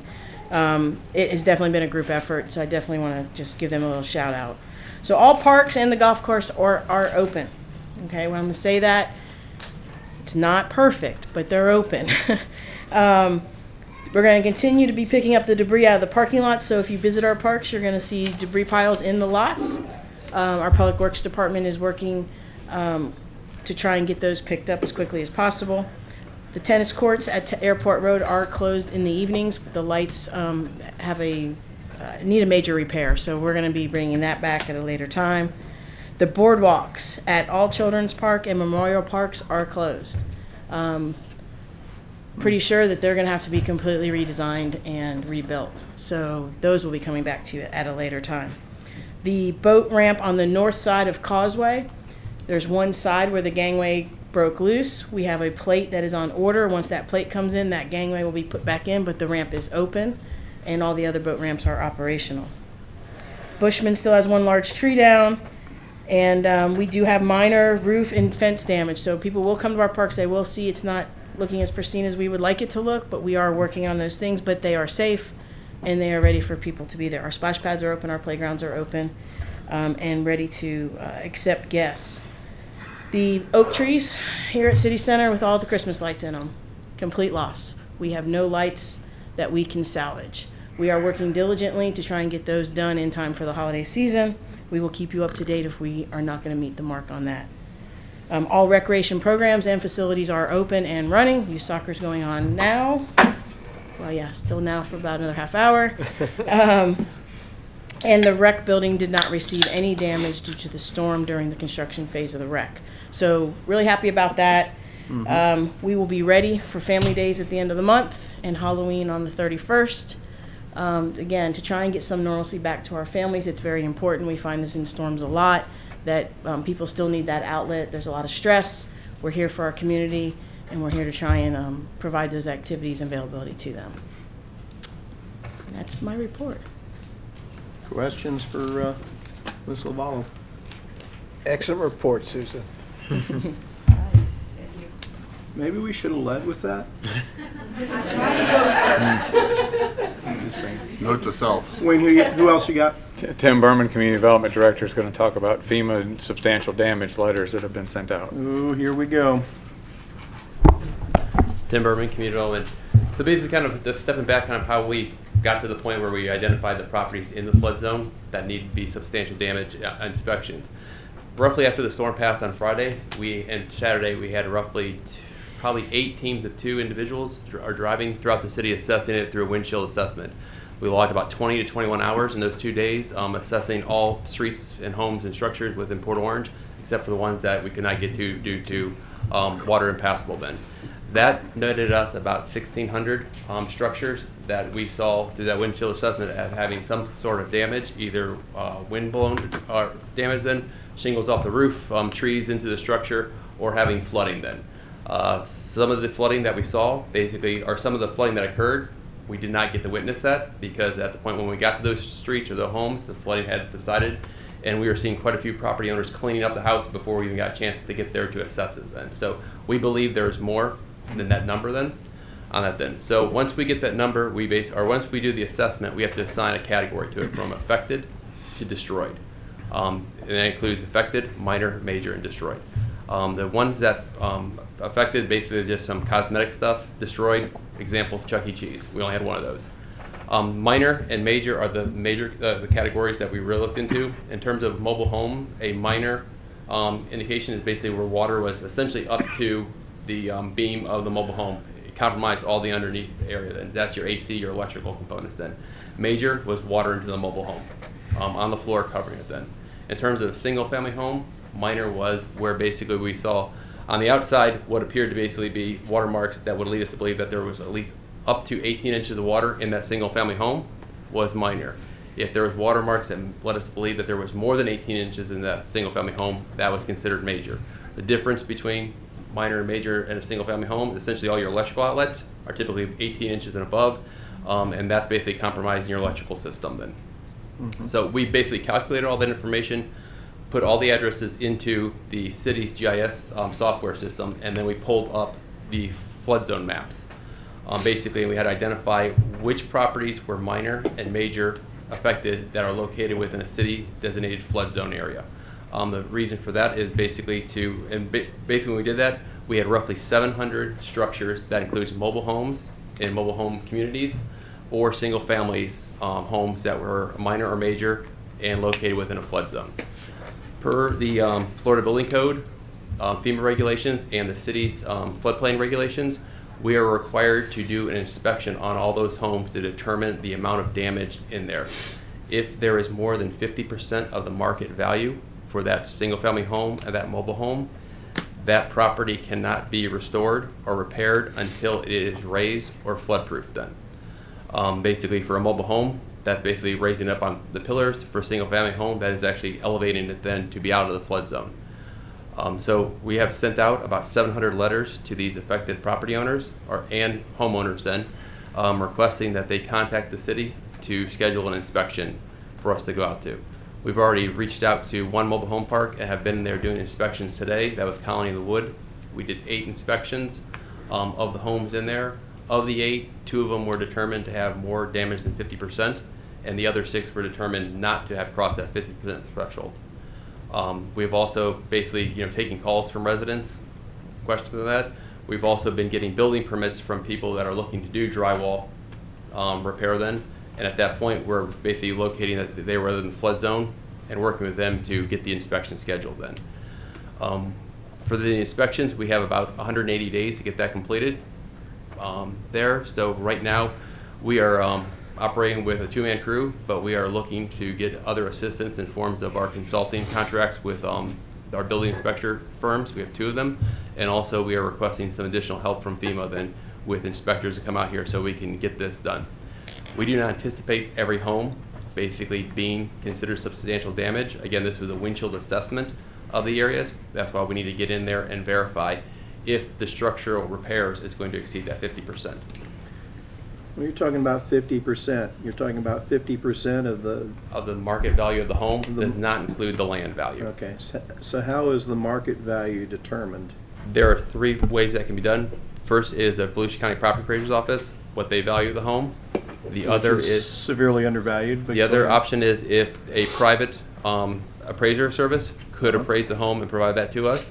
And the third, there is for the manufactured home, there's a website out there that basically provides you, once you have the information there, what the manufactured home value is, sort of like Kelley Blue Book for manufactured homes. And those are the 3 sources of information that we're allowed to use in making that determination. You're going to be challenged in this kind of market, particularly with appraisals. Where do you get comps from? Because all of a sudden home sales have disappeared. But yet the assessed values are that the property appraiser uses are based on the values as of January 1st this year, when there's significant growth in the home market. And even those are a lagging indicator and can be 80 to 85% or less of current value. So you got your hands full, no doubt about it. Right. And like I said, we basically are currently in the process of developing our website and community development then to provide more information on this. Basically also to some resources that people can use in terms of options for funding and stuff like that then. So there, along with dedicated phone line and email address, so those questions and requests for inspections can come into our staff so we can prioritize them. And Tim, this is a legal requirement. Yes, basically we were required to do this. It could impact basically homeowners keeping their flood insurance. They might not be there, or new homeowners not be able to get flood insurance in this area, and also too could impact getting federal dollars in future disasters. Okay. And this is a federal requirement, not a state requirement. Okay. Just want people to know where to focus their angst. Seriously. Right. Okay. Questions for Mr. Berman? Tim, if I understand you correctly, can a single-family home, can the entire foundation actually be raised without taking the whole home down? Because I think that's what you're saying, right? I I mean, know what you're basically- saying on a mobile home, Yeah. I got that, but I mean, basically, you could. I mean, it's going to be very expensive to raise a single-family home. What we've seen, basically, most of them do there are essentially they're demolish. I mean, we see a lot before the storm, basically on Riverside there. When it comes into determining which way to go, they're basically demolishing the homes and then rebuilding it. Then it's very expensive to lift a home on a slab than to elevate it above it. And I know that I know this might not be you're the right person to ask a question, but let's say their insurance adjuster comes in and looks at it and says, let's say just for round numbers, the value of the home's $500,000, and the insurance adjuster comes in and says it's X amount worth of damage. And with what you're saying, there seems to be a massive gap that could be there. It could be a $200,000 gap in loss that just gets absorbed by the property owner. So what we look for basically in terms of whether it can be repaired or not then is the value to basically do the repair work then. So, I mean, if a homeowner basically, does not go with, very high-end, repair, features, stuff like that, and the repair basically get the bare minimum in there then, it can be within that value then. And that's something we try to work with the property owners here and understanding, what counts, what does not count there. I think, to keep them, to keep them in the homes and not have to basically, Have we ever had any homes in our city from past storms that have fallen into this, or is this relatively new that the federal government's I think doing? kind of Lynn mentioned before, basically this was one of our first storms that basically had such an amount of flooding then. The past ones had been wind damaged ones there, where we did not have a significant amount basically impacting the flood zone areas then. Okay. So we've never had to do this much in terms of the mailings out there. We had a few of them, but nothing this, this amount then. What about, Tim, the homeowners that don't have flood insurance? They may be in a flood zone, they may not, but they don't have flood insurance, and they're already making the repairs. Are they getting those letters too, or if there's no insurance claim? They will be getting that letter. Like, so we have the flood zone maps. There they basically show the property in the flood zone, and that's where we pulled the address from then. So we did not pull it from having insurance or not having insurance. Okay. It's basically on our maps that that's where we got the address from then.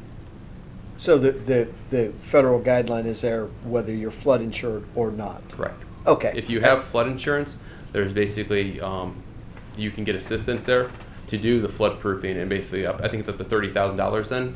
If you have the flood insurance, you're eligible to request then to assist you in basically making those additional improvements to kind of flood proof the home or the mobile home then. So having insurance does help in, getting the repairs done. But the homes that aren't making an insurance claim and they're making repairs, do they have to be flood proofed as well? Yes. Okay, okay.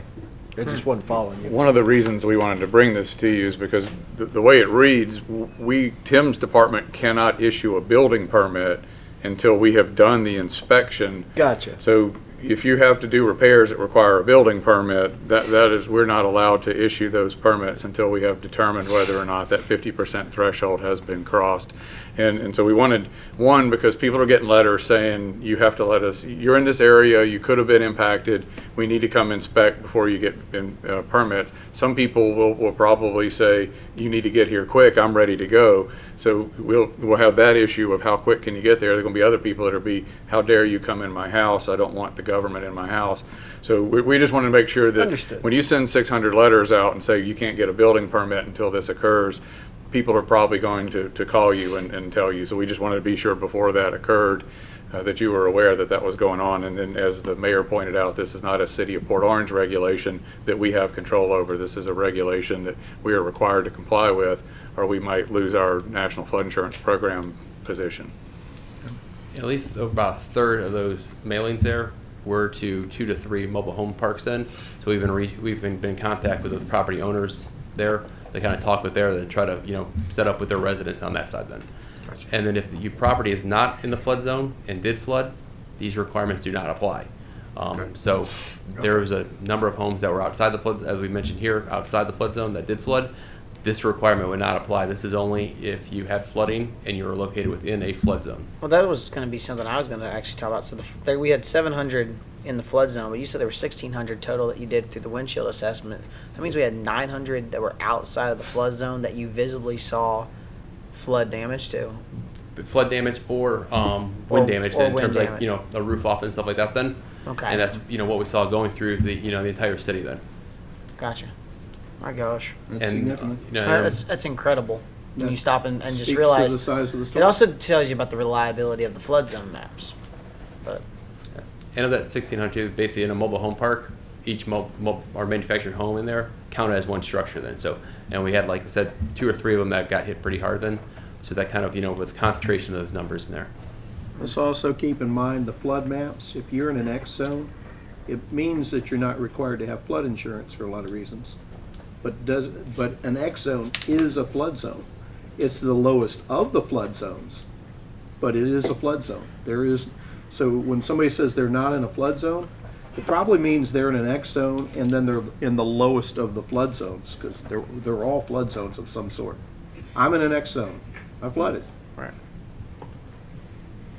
It happens. We had a lot of rain. What else do we have for Mr. Bourbon? Thank you, Tim. Wayne, do we have anything else? That was the formal presentations from staff. We do have other department heads here, and I'd be happy to answer any questions also if there's further follow-up you'd like to have. Council, anything else? Okay, Yeah. Go ahead. Thanks. So we had several people unfortunately leave. I tried to catch a couple of folks that were headed out. I think that just may not understand how the format of the process of the meeting goes, but just for those that are watching and those that are here in attendance, we're always welcome to have our residents here at these meetings, but there is a format and a process of how the elected officials can respond. And so when folks come up and they get their 3 minutes, that's not our time to respond. Our time is after that agenda item or in our council comments. So I apologize that some folks, they brought up some great questions, but they've left. I tried to catch, I caught one of them out in the parking lot, but they wanted to leave anyway. Just to touch on a couple of things that were brought up. Pre-storm. So the city of Port Orange has a pre-storm protocol. Basically, when storms get within projected distance or we get in these cones, there are certain things based on the distances that the city automatically starts doing. The city was pumping retention areas around the clock the week before the storm got here. So if anybody doesn't think they were pumping things down, they just don't know that. And I get that we're riding around, we're busy in our lives, and we don't see that. But that's occurring and that's ongoing. The other thing is during all those days that they're pumping down stormwater retention ponds, guess what it was doing? It was raining. Almost every day prior to the storm, it rained and rained and rained and rained. Tremendous amount of rainfall regionally in the city of Port Orange and East Volusia County all of September. We're already saturated. The ground is fully saturated. The retention ponds are full. The river is full. If anybody had gone out to the river on high tides 5 days before the storm got here, it was already capping at the river banks of Spruce Creek and the Halifax River. We can't, there's no city, no municipality in the world that can do anything about that. That river is what it is. We didn't build the river. We're at the mercy of that to some degree. Additionally, this council has fought for flood mitigation projects every single opportunity there has been for those. We have been to Tallahassee many years. We have secured millions of dollars. We have put those into flood mitigation projects around the city that work. Areas like the one lady spoke about, and I was able to talk to her in Cambridge, there were bad summer storms where that community would flood. That no longer occurs. We eliminated our police and fire training facility off of Wiltshire Boulevard and turned that into a massive flood mitigation project and relocated those training facilities to benefit and help that portion in that geographical area of our city. And it's working. It helps. It takes a storm like this where those things are going to get compromised and be at their limits to be able to do that. People don't want to hear about the tides. I don't know what to tell you about that. You live in Florida. All the water has to go somewhere. It's got to go out Ponce Inlet. When the tide is pushing water into the inlet and overflowing the riverbanks, There is nowhere left for municipalities to put water until the tide starts working in our favor and sucking water out into the Atlantic Ocean. The Spruce Creek River, the Halifax, all the waterways and estuaries all across the state work that way. There is a degree where the tide works against us. And unfortunately, sometimes you also have moon phases that compound that. If you've lived in Florida, you know there's certain moon phases and seasonal times of the year where the tides are higher or lower than the norm. We are in that phase where the tides are already higher than the norm. That's why prior to the storm, there wasn't much beach to go to. Those kind of things we can't do anything about. Where is this water coming from? Well, in this particular storm, you have a tremendous, massive amount of rainfall in a very short amount of time. One of the truths about water is, it flows downhill. So as elevations change all across our county, that water is going to run and flow through neighborhoods and cities coming from other areas.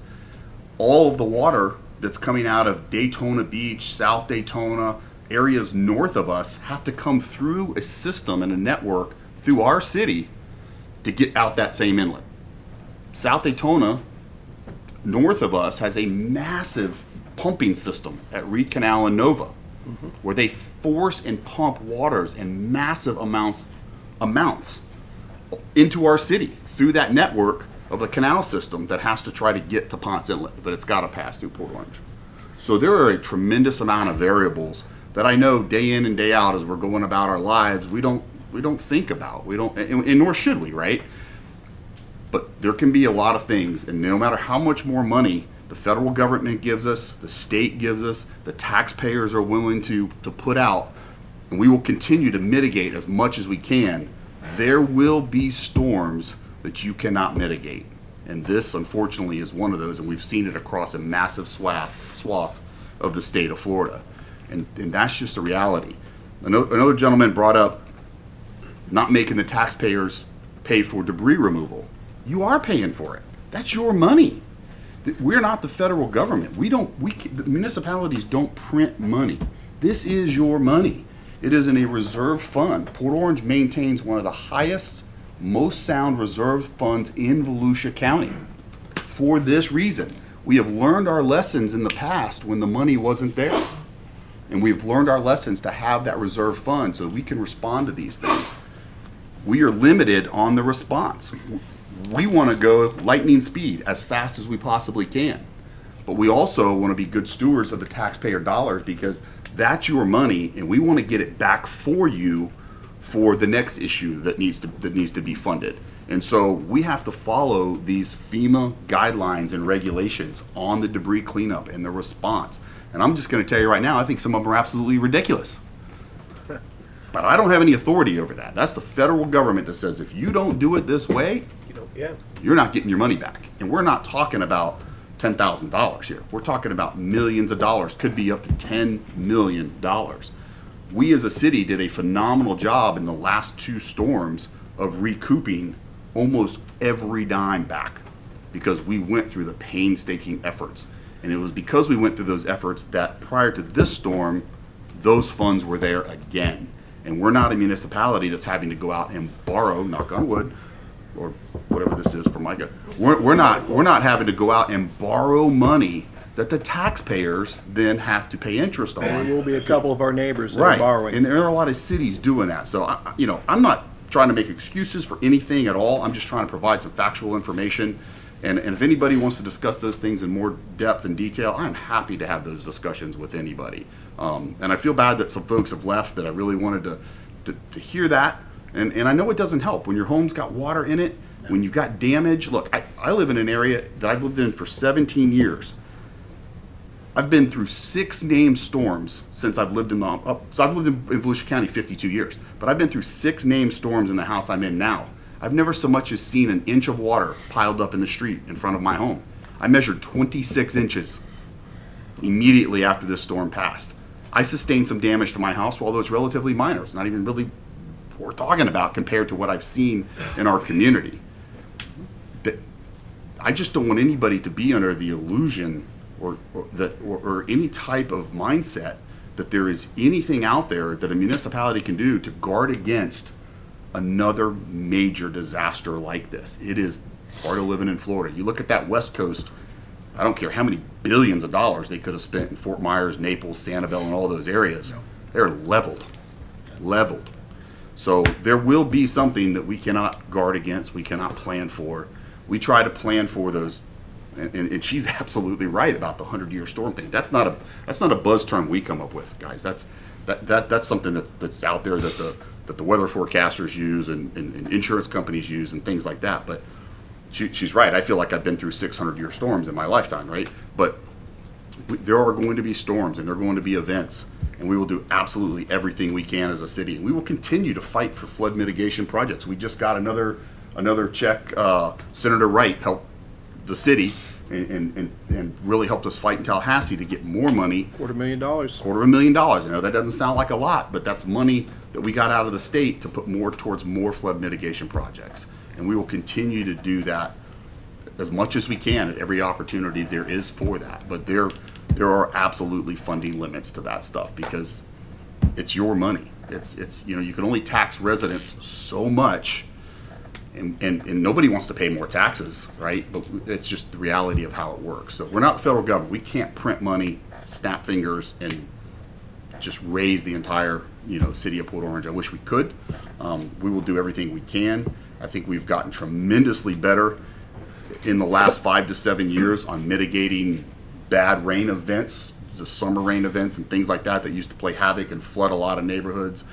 We've got more work to do. We've got projects that are on our CIP that we work towards. We try to acquire more money, more properties, things like that can help mitigate that stuff. So anyway, that's enough said. I know everybody's heard enough about flooding. Again, if anybody has any more questions, anybody wants to talk in more depth and detail, I'm always happy to do that. Our information's on the website. Reach out to me. Happy to do that. That's all I got.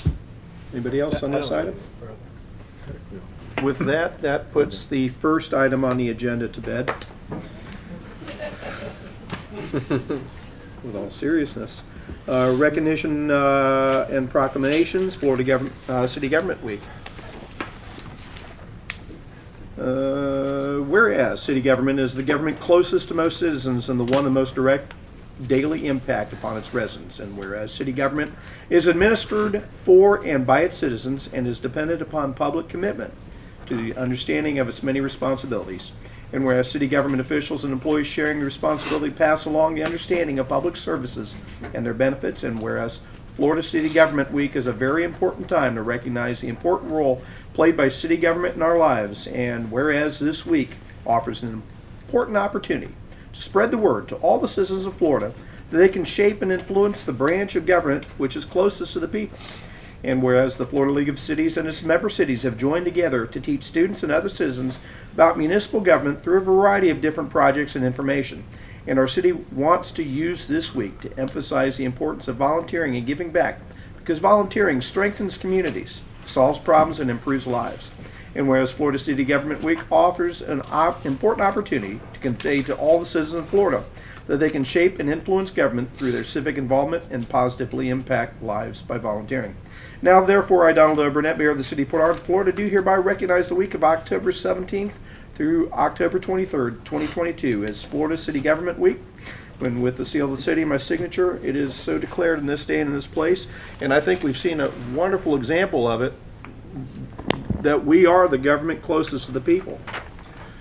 Whether you're happy with us or not, you have the ability to walk in right in front of us within a couple of miles of your home and tell us exactly how you feel on any given Tuesday night when we're meeting.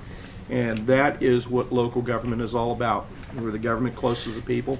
And all I have to say is that we will continue to try our very best to make an impact. So with that, consent agenda, I need a motion to approve the agenda for the evening. Before that, Mayor, I'd like to pull item 12 from consent. Turn his microphone off, please. I just want to make this meeting a little longer. Approval of the agenda with removing 12 from consent. So moved. Or second. Sorry. We have a motion, a second. All in favor signify by saying aye. Aye. Any comment on any of the items that are on the consent agenda? Robert, there he is. I was looking for you.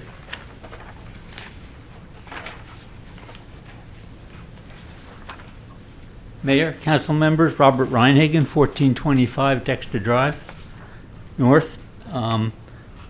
Item D13, releasing the existing 20-foot radius tree conservation easement. This is a very small part of Phase 3, and it says that it's in conjunction with Phase 2 improvements. And it says that in conjunction with the SDRC site plan review of Phase 2 improvements at Thrive Church. The proposed site plan for Phase 2 improvements is still in SDRC review. So you're being asked to make a decision on partial information because Phase 3 review has not been completed yet. And I think it's really inappropriate to do that. And I would recommend that you pull this and wait and make a decision later when the full review has been completed. When you read this information, it indicates that there's a lot of trees and land that's going to be still vacant. But while it says that previously that 1.23 acres were previously recorded as a tree conservation area, approximately 2/3 of the property is being left in a natural state. But we don't know to what extent there's going to be more tree conservation area. And it gives the impression that there's going to be a lot more of the area preserved. And I think you need to know exactly what you're going to get in return. You're going to give up some land, and so what are you going to get in return? And until the review is done, you don't know. So I'm recommending that you wait till the full review is done and then make a decision based on the complete information. Thank you. Thanks, Robert. Thanks, Robert. Anyone else on any of the items that are on the consent agenda? I see none. Can I have a motion for approval of the items on consent with the exception of item 12? So moved. Second. Call the roll. Councilmember Foley? Yes. Councilmember Tremont? Yes. Councilmember Bastian? Yes. Vice Mayor Stiltner? Yes. Mayor Burnett? Yes, 5-0. That's 9, 10, 11, 12. I'm sorry, not 9, 10, 11, 13, and 14, which brings us to item 12, Resolution 2235, which I've got to back up to.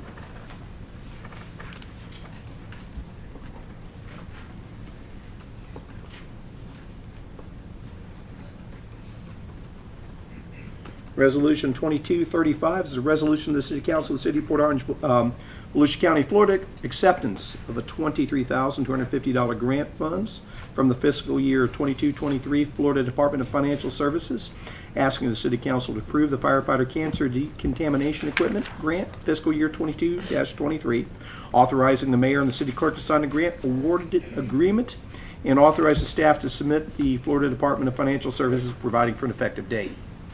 Move to approve resolution number 22-35. Second. We have a motion, proper second. The item's open on the floor for discussion. Councilman Foley, this is yours. Yeah, I actually I wanted to ask the fire chief just kind of explain what this equipment is really quick because I remember seeing some articles about this a couple of years ago and talking to some people. Apparently this is really important that we get to our guys, and I'd already kind of talked to Joe about it a little bit, but Joe, can you just kind of explain for anybody watching home what exactly this equipment does and why it's so important? I will do my best. Joe Wolfing, Fire Chief. As the mayor read, we're seeking approval of this grant that we received from the state of Florida. It's a solo rescue decon washer. It cleans our self-contained breathing apparatus, which is our bottles, helmets, face masks, boots, gloves, and boots. The importance of this is cancer is now the #1 cause of death among firefighters. Cancer causes 61% of career firefighter line of duty deaths. Firefighters also have 9% higher risk of being diagnosed with cancer and a 14% risk of dying from cancer than the general population. This increased risk is associated with improvements in technology. Basically, in the old days, cotton wood was what was in homes. It produced a more natural combustion of products. Now we're dealing with chemicals. These chemicals burn hotter, faster, and they produce 300 to 400 times more gases.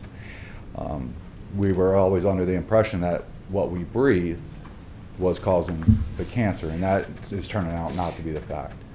The cancer now vaporizes and sticks to our gear, sticks to our equipment, and this is what this machine is going to do. This is going to clean that type of gear, which we're right now using brushes, soap, water, and a hose at the fire station to clean. So this machine will actually professionally clean it in a way that we can't even touch. In 2021, our firefighters were exposed to 109 events that caused cancerous vapors that they were exposed to.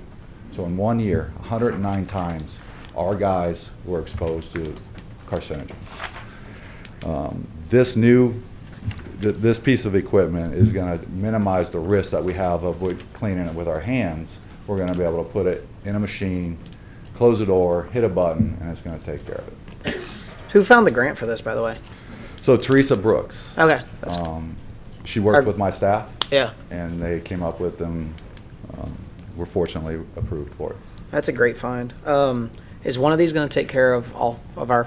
Do we need one of these, or do we eventually need to look at getting more of these? We need to look at getting more. We need one in each fire station. Okay. Are we eligible to apply for the grant more than once? It looks like it says one-time allocation.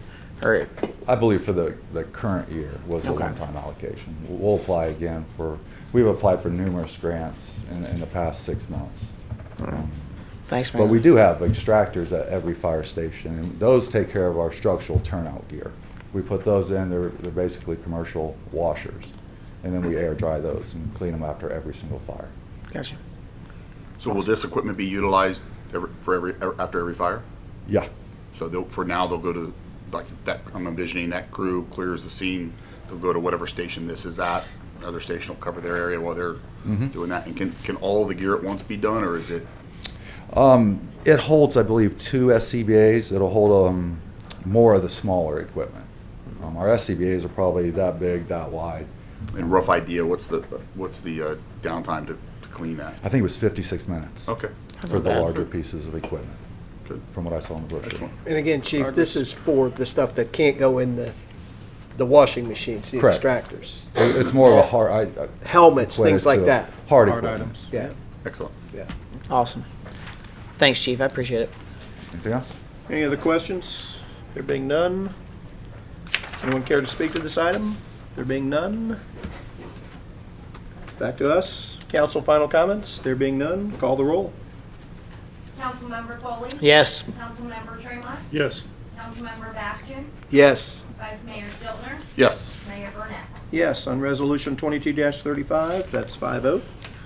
Item 15, fee waiver request from Rick Zucci of Z Goalkeeping Academy, LLC.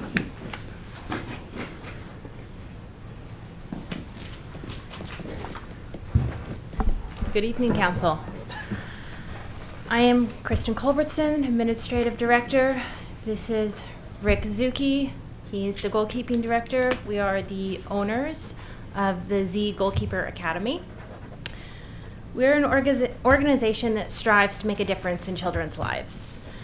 We are, or have been, in Port Orange operating for the past 6 years. We are really asking the City Council to put a price freeze on the rental fees for the fields and the lighting for the next 4 years. As the last 2 years, the rental fees have doubled. This will allow us to continue running our program at the lowest cost possible. We're trying to constantly take in more children. We do grants, We are doing Sorry. grants for mostly for children from the city of Port Orange. Yes. Especially in a moment like this, where many of the families are in difficulty.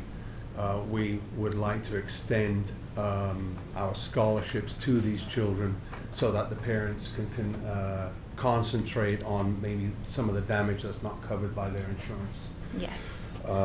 What we also are doing is we are putting ourselves. We are an LLC, Right, but we are putting ourselves where we do not receive a paycheck. So- In the past 2 years, where the IRS has asked me to open an LLC, we have basically the 2020 we were in negative. Last year we went par. We're going to be par this year as well. So basically, we're functioning as a nonprofit. We work with the community. Up to date, in the past 6 years that we've been involved here in Port Orange with our goalkeeper academy, our soccer goalkeeper academy, we've donated over $6,500 worth of soccer equipment to the city of Port Orange for their soccer recreational department. It's been 6 years now that we basically help Susan and the rest of the team with their placement day. We do also coaching courses for the parents that volunteer and that unfortunately do not have great experience regarding soccer. I've also stepped in 3 years out of the 6 to take over a team because maybe a parent has dropped out, not to let those children be dispersed and lose the opportunity not to finish the recreational their season. Another thing that's really important is that our goalkeeper academy is being put on the map. Port Orange has been put on the map. U.S. Soccer recently had an article that came out that Albany, New York, and Los Angeles, California were the 2 centers of goalkeeping in the United States. There is a third one today, which is Port Orange, Florida. So we're very proud of that. We're also working, I am the assistant goalkeeper coach for Orlando City MLS team. We had a clinic in January where we brought the MLS team here to Port Orange, the coaches. It was a great event. We put it at price cost. Basically, it was $30 per student in order to pay the coaches that came down. There was no profit on our behalf. At our goalkeeper camps, we have roughly 4 or 5 a year, and basically we have people come from all over the southeast of the United States to our camps. People as distant as New York, or people from Mississippi, Pennsylvania, and basically we are inviting them to use the hotels that are here. We don't contact the hotels. We have no contact with them. We're not making a profit out of it, but we're inviting them to stay. Understand that also when we have these camps, the parents don't just hang around. They go out in the city, they spend, they put in gas, they stay at our hotels, and therefore it's a benefit also, I truly do believe, for the city of Port Orange. Up to date, every single graduate student from our goalkeeper academy, we have placed them at no cost in a college soccer program. The first was Emily Lafferty. Her mother, Renee, I'm sure many of you, I think she's a friend of yours, Renee. We put her, contacted Berry College. We basically send them the videos, we prep the videos, and we do that at no cost. If we can help a child get a college scholarship, we will go beyond and do whatever we want, whatever we can, sorry. Matter of fact, if you visit our Z Goalkeeper Academy YouTube channel, you will see that we have most of the students featured. Then we go on LinkedIn, where I have over 1,500 college students, college coaches, sorry, from all around the country, from NCAA down to the NJCAA. We contact them, and we've been very lucky so far to help the community. Other than this, we really do need a freeze. Simply because at this time, especially after the storm, I've lost everything. First of all, I would also like to thank you, Chief, for the 3 firefighters that came to my house and rescued my child and my son and my daughter. We were 4.5 feet in water. Thank you so much. And basically, so we're looking for that in order to continue to assist the families that may need help. We will document that to the city if the grant is given, and we will document and keep bringing in any documentation on request of possibly through the city Parks and Recreation Department. Other than that, Kristen, you want to add anything else? You basically covered it, but truly there's so many families that need help, and we just want to make it possible for the kids. We are not receiving paychecks. He's a soccer dad, I'm a soccer mom. We just want to help these kids. We want to inspire them, and they form the bond, they form a relationship with other kids, and it makes their future so much brighter. So if you could put this freeze, we can help that many more children, and we would really appreciate it. And on a personal note, Blake Robert Zucker will be the first citizen of Port Orange to play for the national team.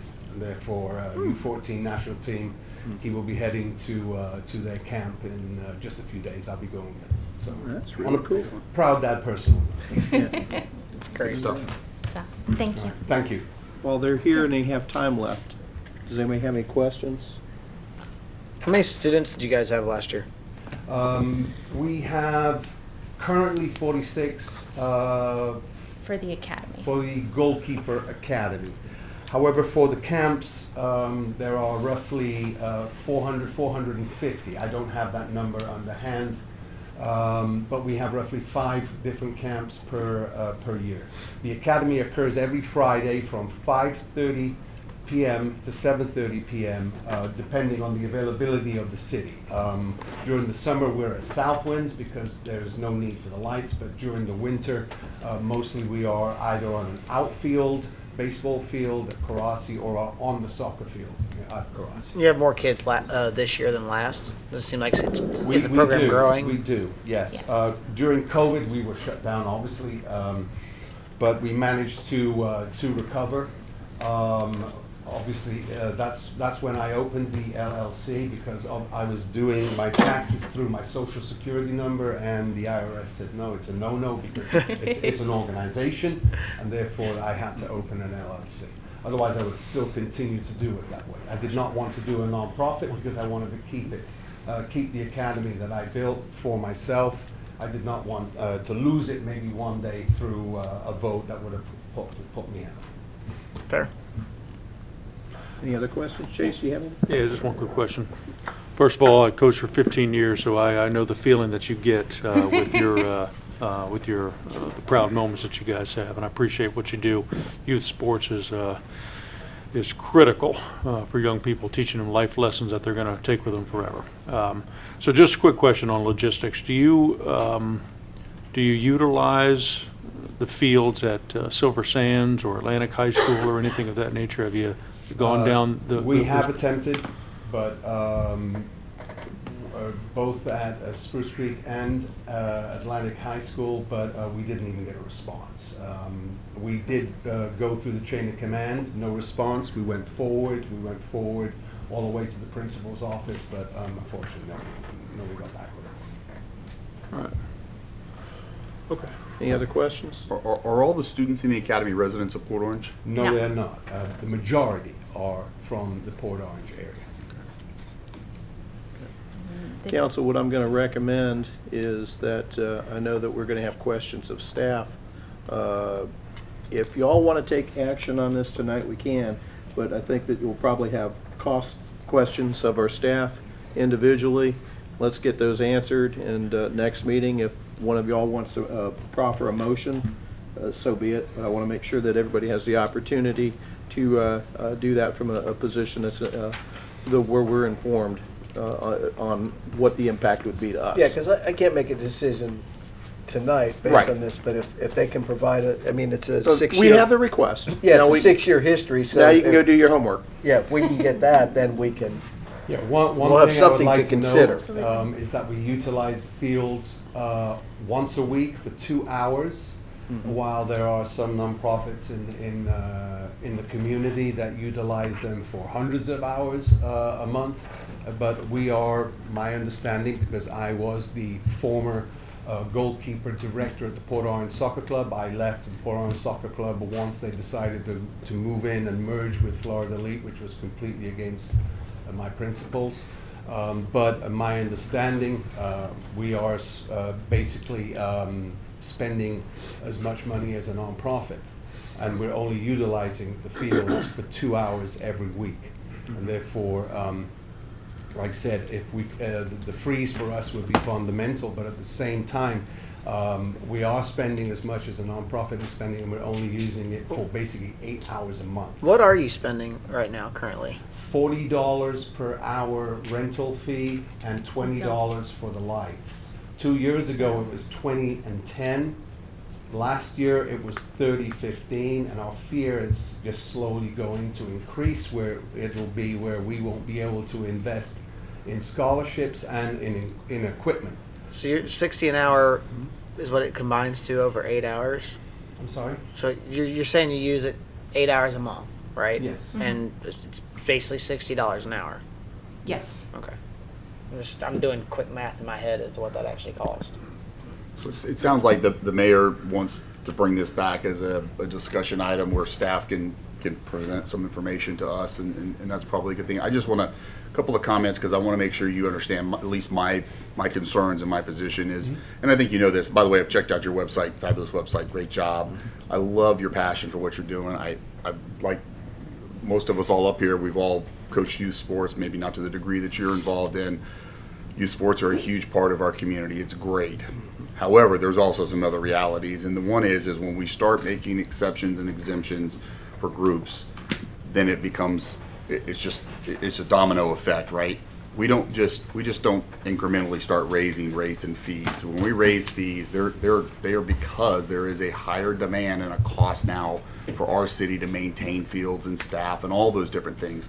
In the last couple of years, we have seen a tremendous cost to maintain our fields, and we're fighting that now. And as you guys know, all across the state, I mean, we're under demands now that we didn't even anticipate years ago. Whether that's in labor cost, hourly rates, cost of maintenance, fuel cost, all these different kinds of things. So all that weighs on us. We recently, this past year, we had to raise taxes on our residents almost 10%. And so when we look at our annual budgets and things like that, we have to factor things like this and what are those impacts going to be. So I got to be honest with you that I think it's a tough decision for this council to waive something that is needed, and we're actually probably behind where we should have been on fees. You know, the mayor talks about this a lot. We like to incrementally waive things, but things like this are tough for us because we want as many kids to go out there, and so you know, years go by and we don't waive fees and we don't waive fees and we hold it and hold it and hold it, and then when we gotta increase fees, instead of it being that very marginal thing, we've got to take that big step and stuff like that. So just, you know, keep those things in mind, that those are very challenging and very tough for us. We've got we are blessed, richly blessed with a lot of organizations that want to be part of our community, and families that want to be part of our community. That's one of the things that makes our city so great, is our youth athletic programs and all of our parks and all those things. But there is a cost to every one of those things, and so just be mindful of that. And if you guys come back and there's an agenda item, you know, those will be some of the things that we will be weighing out. And you know, I just want you to kind of have that mindset up front. I'm not a nowhere yes tonight. I'm just saying that, right, you know, that those are some things that are going to weigh heavily on me, because then, you know, when we do those things, then the volleyball group comes in, the baseball, you know what I'm saying? And it's going to be a lot of that. Rightfully so. And everybody's going to have their perspective. That's the one thing I know about youth athletics. I don't care if it's soccer, baseball, football, it doesn't matter what it is. Yeah. Pickleball.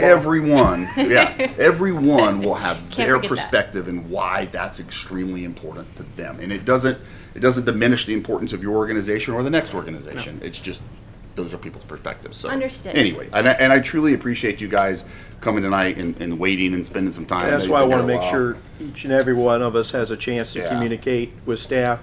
And more so, I love what you do. I really do. I love the organization. Great website. It sounds like you guys are not only just, you know, a good organization that you're doing, but you're also a great partner for the city in some other ways. And so that, That's why we need all the information in front of us to make an informed decision. Absolutely. If it would help with your decision, we can show all the money we saved to which child it's going to. So if you'd like that, we can do that. No, but you got to keep in mind, not every taxpayer has a child that's trying to do that, and they have to bear that Understood. cost. So Understood. One way or the other. We'll figure something We out. appreciate We your don't know time. what it is. Thank you, Just guys. so that they're aware, if the council would like, the November 1 agenda is essentially done. The draft's going out to you Thursday night, Friday morning. We'll put them on November 15 so they know when to come back, if that's okay with council. Sure. Chase won't be here then, so you'll have to work the room a little differently. But you think he might not be here? No, he won't be here. No, there's an election to be decided yet. He's had to resign for that anyway. He I will. fully support your decision. Stay a little longer. He's an easy one. Very good. All right, November 15th it is. Thank you very much. Thank you, guys. Thank you. No, Thank good you. night. Public participation, I think most of the ones that signed up got to speak during the hurricane issue. Did I have any others? There being none. Council comments. You know what? Before we get to council comments, there's a bunch of people in blue shirts out here that decided tonight was the best meeting to come to. Debbie, you want to bring your charges up here and tell us what they're doing here? Debbie probably said, yeah, it'll That be means- great. You'll have a good time. No, It'll when I last about say an you- hour. All of them. You'll be home by There you 8. go. Sure you will. Mayor and Council, this is the leadership class for the Port Orange South Daytona Chamber, the class of 2022. And I'll have them introduce themselves, but they're in approximately week 4. We got 2 weeks kind of postponed. And so Why we was that? rescheduled those. I wonder why. Little thing you've been talking about all night. But we're getting through the program. The graduation is on November 16th, and hope you'll be there. And I'll let them introduce themselves. And Lane Crooks is our class liaison this year. She was in the class last year. All right, well, why don't we start with Lane? No. You got to come up to the microphone. There you go. I was paying attention. Lane Crooks you are. Yes, I am Lane And Crooks. you're the class liaison. Yes, I am. All right. I loved the class much last year. I wanted to do it again. So what do you think of the fact that the last time we met, it took us all of 40 minutes to get in and out, but you guys came tonight and we've been here a couple I of know, hours. and we have to be up at 7:45 in I the don't know what morning to to tell you. start over again. I don't know if I can make it. The chamber, so. I know, that's what I mean, All yeah. right. It's going to be a long day. All right, you're done. Go away. Thank you. I like her. Here's some familiar faces in this group too. How's it going, guys? Daniel Phillips, Athletics Supervisor, City of Port Orange.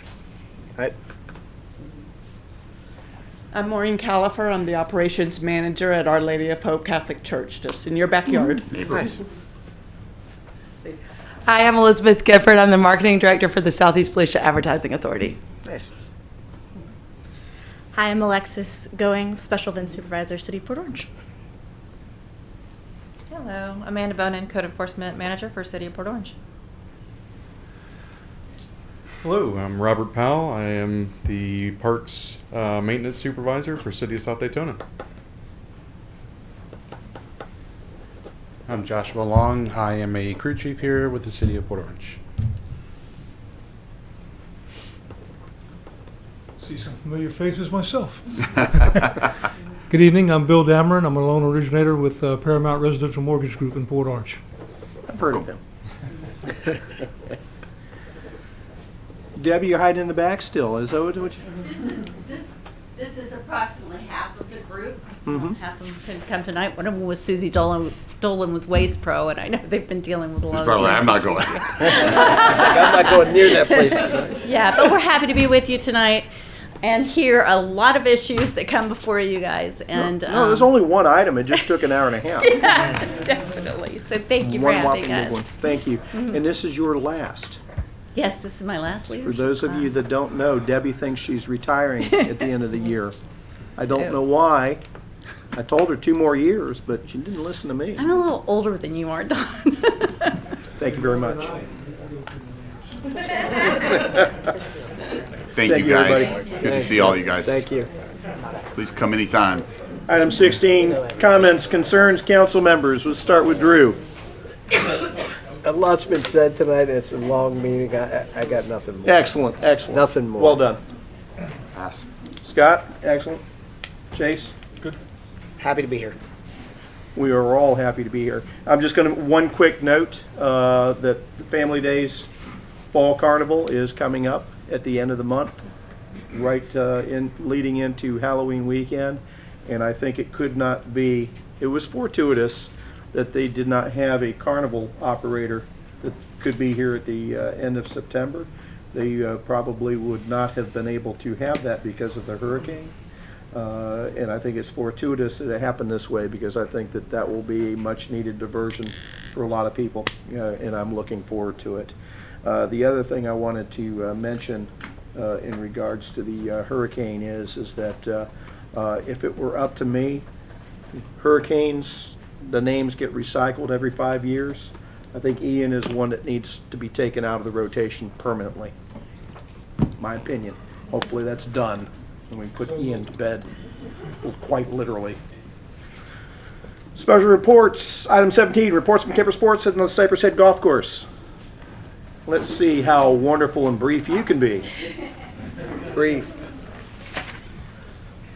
Well, we know two of the three faces here. Yes, well, that is one of the reasons that we're here tonight. My name is Reggie Hunter. I'm the Sales and Marketing Director at Cypress Head Golf Club. And we are here tonight to introduce our new General Manager, Jeff. Hey, Jeff. He is from coming to us from Texas at this time. I hope we haven't scared him off tonight. But he's moved in, he's taken residence, and we're very lucky to have him, and we're very excited for you all to meet him and to get to know him as well. Whereabouts in Texas? Georgetown, Texas, just north of Austin. So. We won't hold that against you. Thank you. I feel for the community here. Coming here to kind of a weird time. I know golf's not at the forefront of most people's minds these days, but I'm looking forward to being a part of the community and running a nice golf course for you. I appreciate that. I do know that I got one call from a resident who was very concerned about getting credit on his annual pass for the time that the golf course was closed. I know who that is. And I'm sure that we'll work to resolve all those Sure we things. will. The most important thing is that you guys have done your job to get things going again. And I know that we had the financials through August. September is going to close out the fiscal year. Was September on track before we had to lock it up? We were on track. Suzanne Snyder, controller for Kemper Sports. Good to see you all. We were on track up until that Wednesday when we had to shut down for the last 3 days of the month. So without that, we would have done very well. We did very well overall for the year. August was 26% above our revenue budget, or July, sorry, and August was 1% above, so we were on track there. Overall, July had a couple of landmarks there. We were 28% increase over last year's budget. And we hosted the Spruce Creek Football Boosters Tournament as well as the Pop Warner Football Baseball Tournament. And 30th anniversary Cypress Head. So we had a nice celebration there for that. As I already mentioned, August, was pretty much right on track with our revenue budget. September does look really great so far. Those finals should be going out to everybody here shortly. And yeah, so I think it was overall a very good year. Any questions, council? Just welcome, Jeff. No one's been able to solve this problem since I've been here, but your challenge is the fairways are just too narrow. So if you can give me some help on that, I'd be grateful. You gotta hit the ball straighter. That's the... Jeff, welcome. I know you mentioned it's kind of an awkward time to be coming in. I will just tell you, sometimes there's never a good time, but one of the things, we've got a lot of residents that are hurting and they got a long way to go, but they look for slices of normalcy, no pun intended. And whether that, I talked to a lady today actually, and she was like, I just want to go sit on the beach for a couple hours. And you know what, there are residents out there, they just want to go play a round of golf. So it is important that we have our parks, the golf course, and our venues for people to kind of get away from all that's on their plate right now. And so it's a good time for you. Actually, we're glad you're here, and you've got a great staff out there to work with. They've worked really hard over the last couple of years to get the course to an expectation that we have, which is sometimes pretty high. You know, we can be tough on you guys a little bit sometimes, but it's only because we want the best that we can get for our residents. So, but welcome to Port Orange, and we're glad to have you. Thanks. With that, all I have to say is congratulations on finishing the best fiscal year the golf course has ever had. You come in at a great time. You've got that legacy. Now you got to go find a way to top that. Golf's been good the last couple of years. So. Thank you very much. Thank you. Thank you. Thank Good night, guys. Item 18 says Advisory Committee for the TPO. I saw Bobby Ball floating around back there. Somebody poke him and wake him up for me, please. I find the conversation very interesting. Bobby Ball with the CAC for the TPO. I'll be very quick. Really, the only thing pertinent to tonight's conversation would be we're looking at changing how we score some of the call for annual projects, and we've recommended that the board include a resiliency piece into the scoring. So that kind of goes along with tonight's theme. But other than Yes, that, it does. That's all I got. Thank you, Bobby. We're going to hear that word resiliency in a lot of things we're going to be doing the next year. Anything else for Bobby? Excellent report. Excellent. Golf Advisory Board update. I believe Lance is gone. He did not make it. He was here when we started 2.5 hours ago, but that was then. This is now. Public hearing portion of the meeting is now open. Item 20 is the second reading of ordinance number 2022-24. Ordinance number 2022-24 is an ordinance of the City of Port Orange, Volusia County, Florida, rezoning property consisting of approximately plus or minus 3.2 acres from community commercial to government public use, authorizing a revision of the official zoning atlas and providing for an effective date. Move to approve ordinance number 2022-24. Second. There's a motion and proper second. The item is open and on the floor for discussion. The second reading on the rezoning of 904 Taylor Road. Council, any comments or questions? Second reading. There being none, would anyone here care to speak to the item? There being none, council final comments on the resolution? I'm sorry, on the rezoning, ordinance, call the roll. Councilmember Foley? Yes. Councilmember Tremont? Yes. Councilmember Bastian? Yes. Vice Mayor Stiltner? Yes. Mayor Burnett? Yes, 5-0. Item 21 is second reading of ordinance number 2022-25. Ordinance number 2022-25 is an ordinance of the City of Port Orange, Volusia County, Florida, amending the Code of Ordinances, Chapter 18, Article 6, Divisions 1 and 2 to modify the permitting process and regulations related to peddlers, solicitors, and transient merchants, providing for repeal of conflicting ordinances, providing for codification, providing for severability, and providing for an effective date. Move to approve ordinance 2022-25. Second. Item is open and on the floor for discussion as we have a motion and proper second. This is second reading. We have hashed through that at first reading, but are there any follow-up comments or questions, council? Nothing further tonight, Mayor. There being none, would anyone here care to speak to the item? There being none, final bite of the apple. On the ordinance, call the roll. Councilmember Foley? Yes. Councilmember Tremont? Yes. Councilmember Bastian? Yes. Vice Mayor Stiltner? Yes. Mayor Burnett? Yes, 5-0. Item 22, second reading of ordinance number 2022-27. Ordinance number 2022-27 is an ordinance of the City of Port Orange, Volusia County, Florida, approving the Sixth Amendment to the Master Development Agreement for Crystal Lake Planned Unit Development, providing for the repeal of conflicting ordinances, providing for severability, and providing for an effective date. Move to approve ordinance number 2022-27. Second. We have a motion proper second. The item is open on the floor for discussion. Second reading. Any follow-up questions on the presentation we saw last time? There being none, would anyone here care to speak to the item? There being none, council, final bite of the apple. Good. On the ordinance, call the roll. Councilmember Foley? Yes. Councilmember Tremont? Yes. Councilmember Bastian? Yes. Vice Mayor Stiltner? Yes. Mayor Burnett? Yes, 5-0. The public hearing portion of the meeting is now closed. Going to the city attorney report. None tonight. Excellent report. Excellent City manager?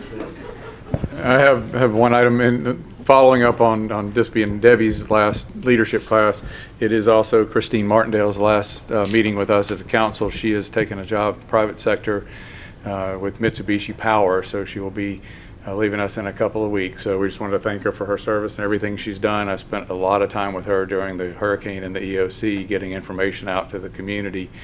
And appreciate what she's done for us between the Port Orange University, which she's done for a number of years, which has had a huge positive impact on this community, dealing with my markups and writing and trying to read my handwriting on the weekly reports every week. So wanted to thank her for her time with us. Been, what, 6 years, right? Can she claim that as another language? She did. If you're gonna do that, we gotta drag her up here for a second. Yeah. Wayne, would you request her to come to the podium, please? Because I can't do that. So moved. You've been with us for 6 years? Well, it'll be 6 in February. Where did the time go? I know, it went by very fast. Yes, it does. Thank you so much for everything that you've You're done welcome. for us. And I know that you have worked your tail off before, during, and after. I almost don't want to say Ian anymore, Yeah. but wanted to thank you for that as well. Sure. I know it's so hard to be able to communicate to 64,000 people. We'll never catch everybody, but you just do the I best think you you got can. to 63,000. That's true. 999, right? We'll get to, you created a template for many things, particularly Port Orange University, which is wildly successful. I'm And, very excited that that's legacy stuff for you. it'll carry on, and I'm confident it'll continue to be a success. So, yeah. Christine, congratulations, by the way. Thank you. And thank you. Sure. Mitsubishi Power. Go ahead. Mitsubishi Power. So Shameless it's plug. not What- motors. It's not motors. Yeah, what's- So it's actually a subsidiary, obviously, of Mitsubishi, but it's focused on gas turbines and hydrogen power and all of that. So I'm going to be communicating. It's a newly created position focusing all on internal communications.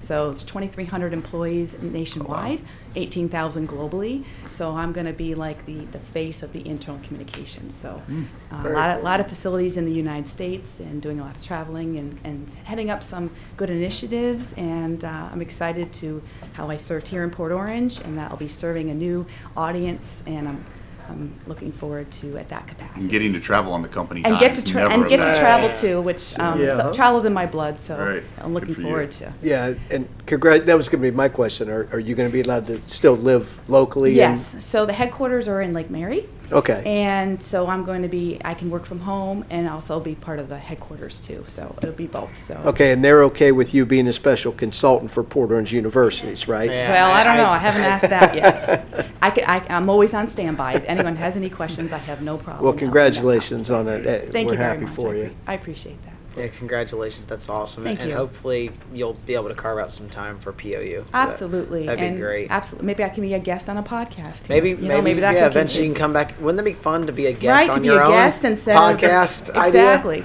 And like I said, I'm still a Port Orange resident. I'm a homeowner, and I love this city. And so I'm just taking it in a different direction. I've always been a soft spot in my heart. So thank you all. It's been great to serve all of you. And Thank you. And Thank you I'm for sure what I'll you see did. you guys around at some point. So. Well, you know where we're at on Tuesday nights. Oh, I do. If I want to come by and visit, sure. Sometimes later than I'll others. see on an airplane. You and I have joked the last couple of years that I did not support your position to be created, but I'm a big fan of yours.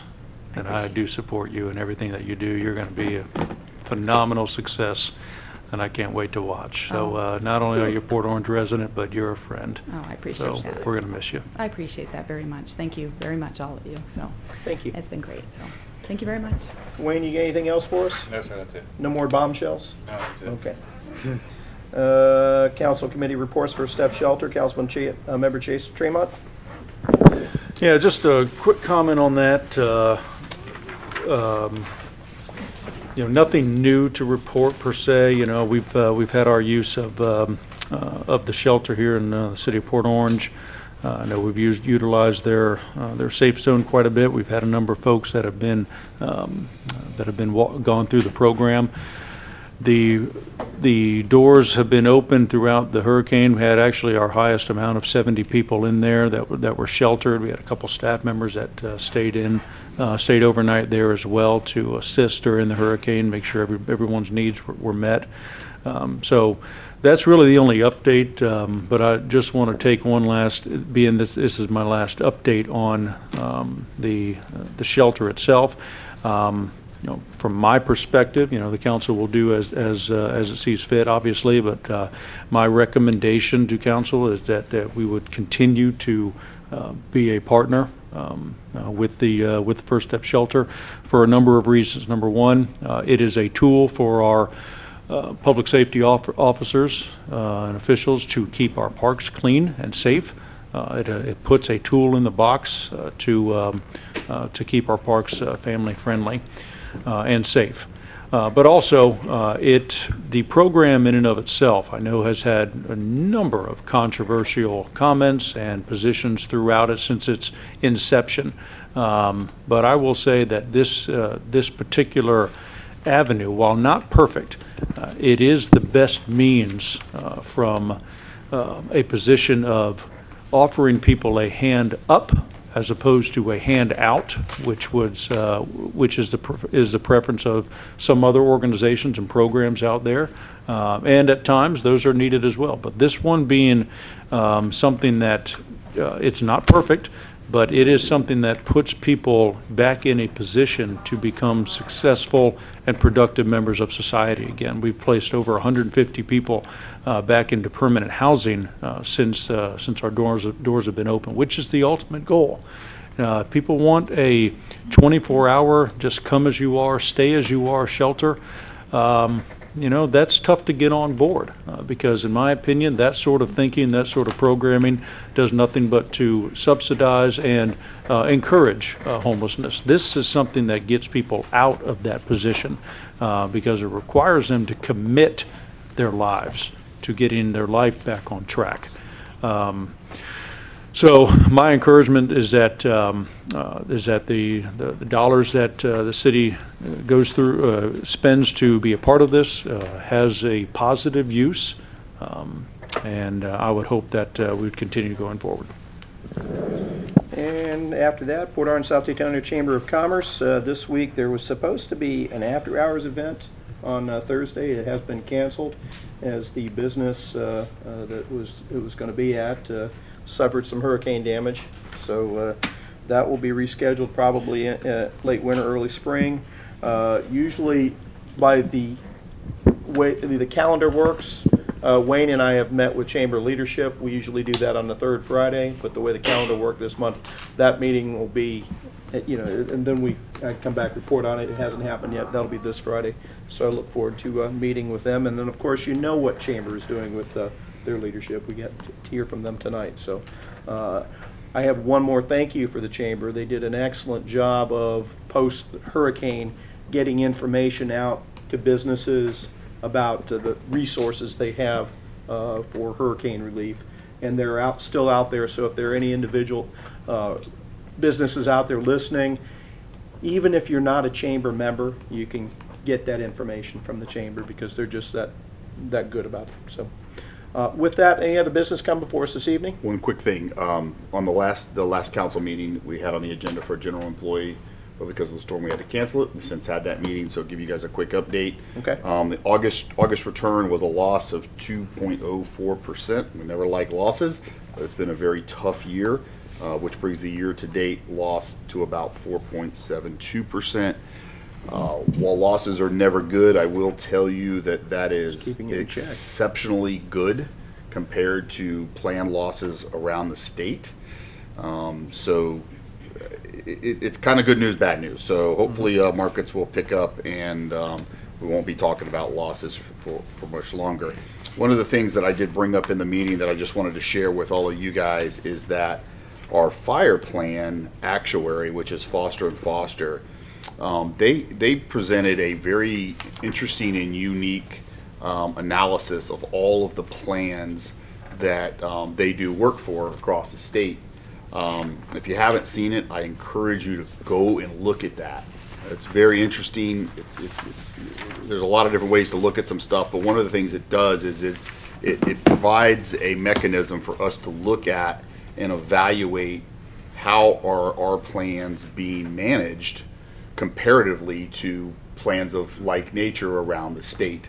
I just find that a really interesting tool. So I brought that up to the General Employee Board. We're going to look at that further. I think our finance director is going to be looking at it from two hats that he wears, because I think that it is a really good thing for us to see that. We hear, we all come up here and we present numbers and we say, but we don't know what that means. Is it really good? Is it really bad? Or how does it compare? So that report that Foster & Foster did was really, really interesting and telling, and I kind of like the format. So for another discussion at some point, I think we want to be looking at that holistically from our council positions to be able to kind of grade out how are our plans being managed, and are the boards themselves doing a good job, or are they not doing a good job? And if they're not doing a good job, we have to have a plan there. We have to start dealing with that. It's easy to manage plans when the markets have huge returns and everybody's capitalizing on that, but that's not always going to be there. And so managing these plans and picking up 1% here and having a little bit less loss there, those things are going to really, really matter over the long term of the plan. So anyway, just a thought on that, and there'll be more to come on that. I think maybe John and Wayne will be working on something, but it's a discussion that we've got to keep on our radar, so to speak, and be talking about. Okay, that's all I got. Any other business come before us this evening? Until next week's workshop, everybody have a good night.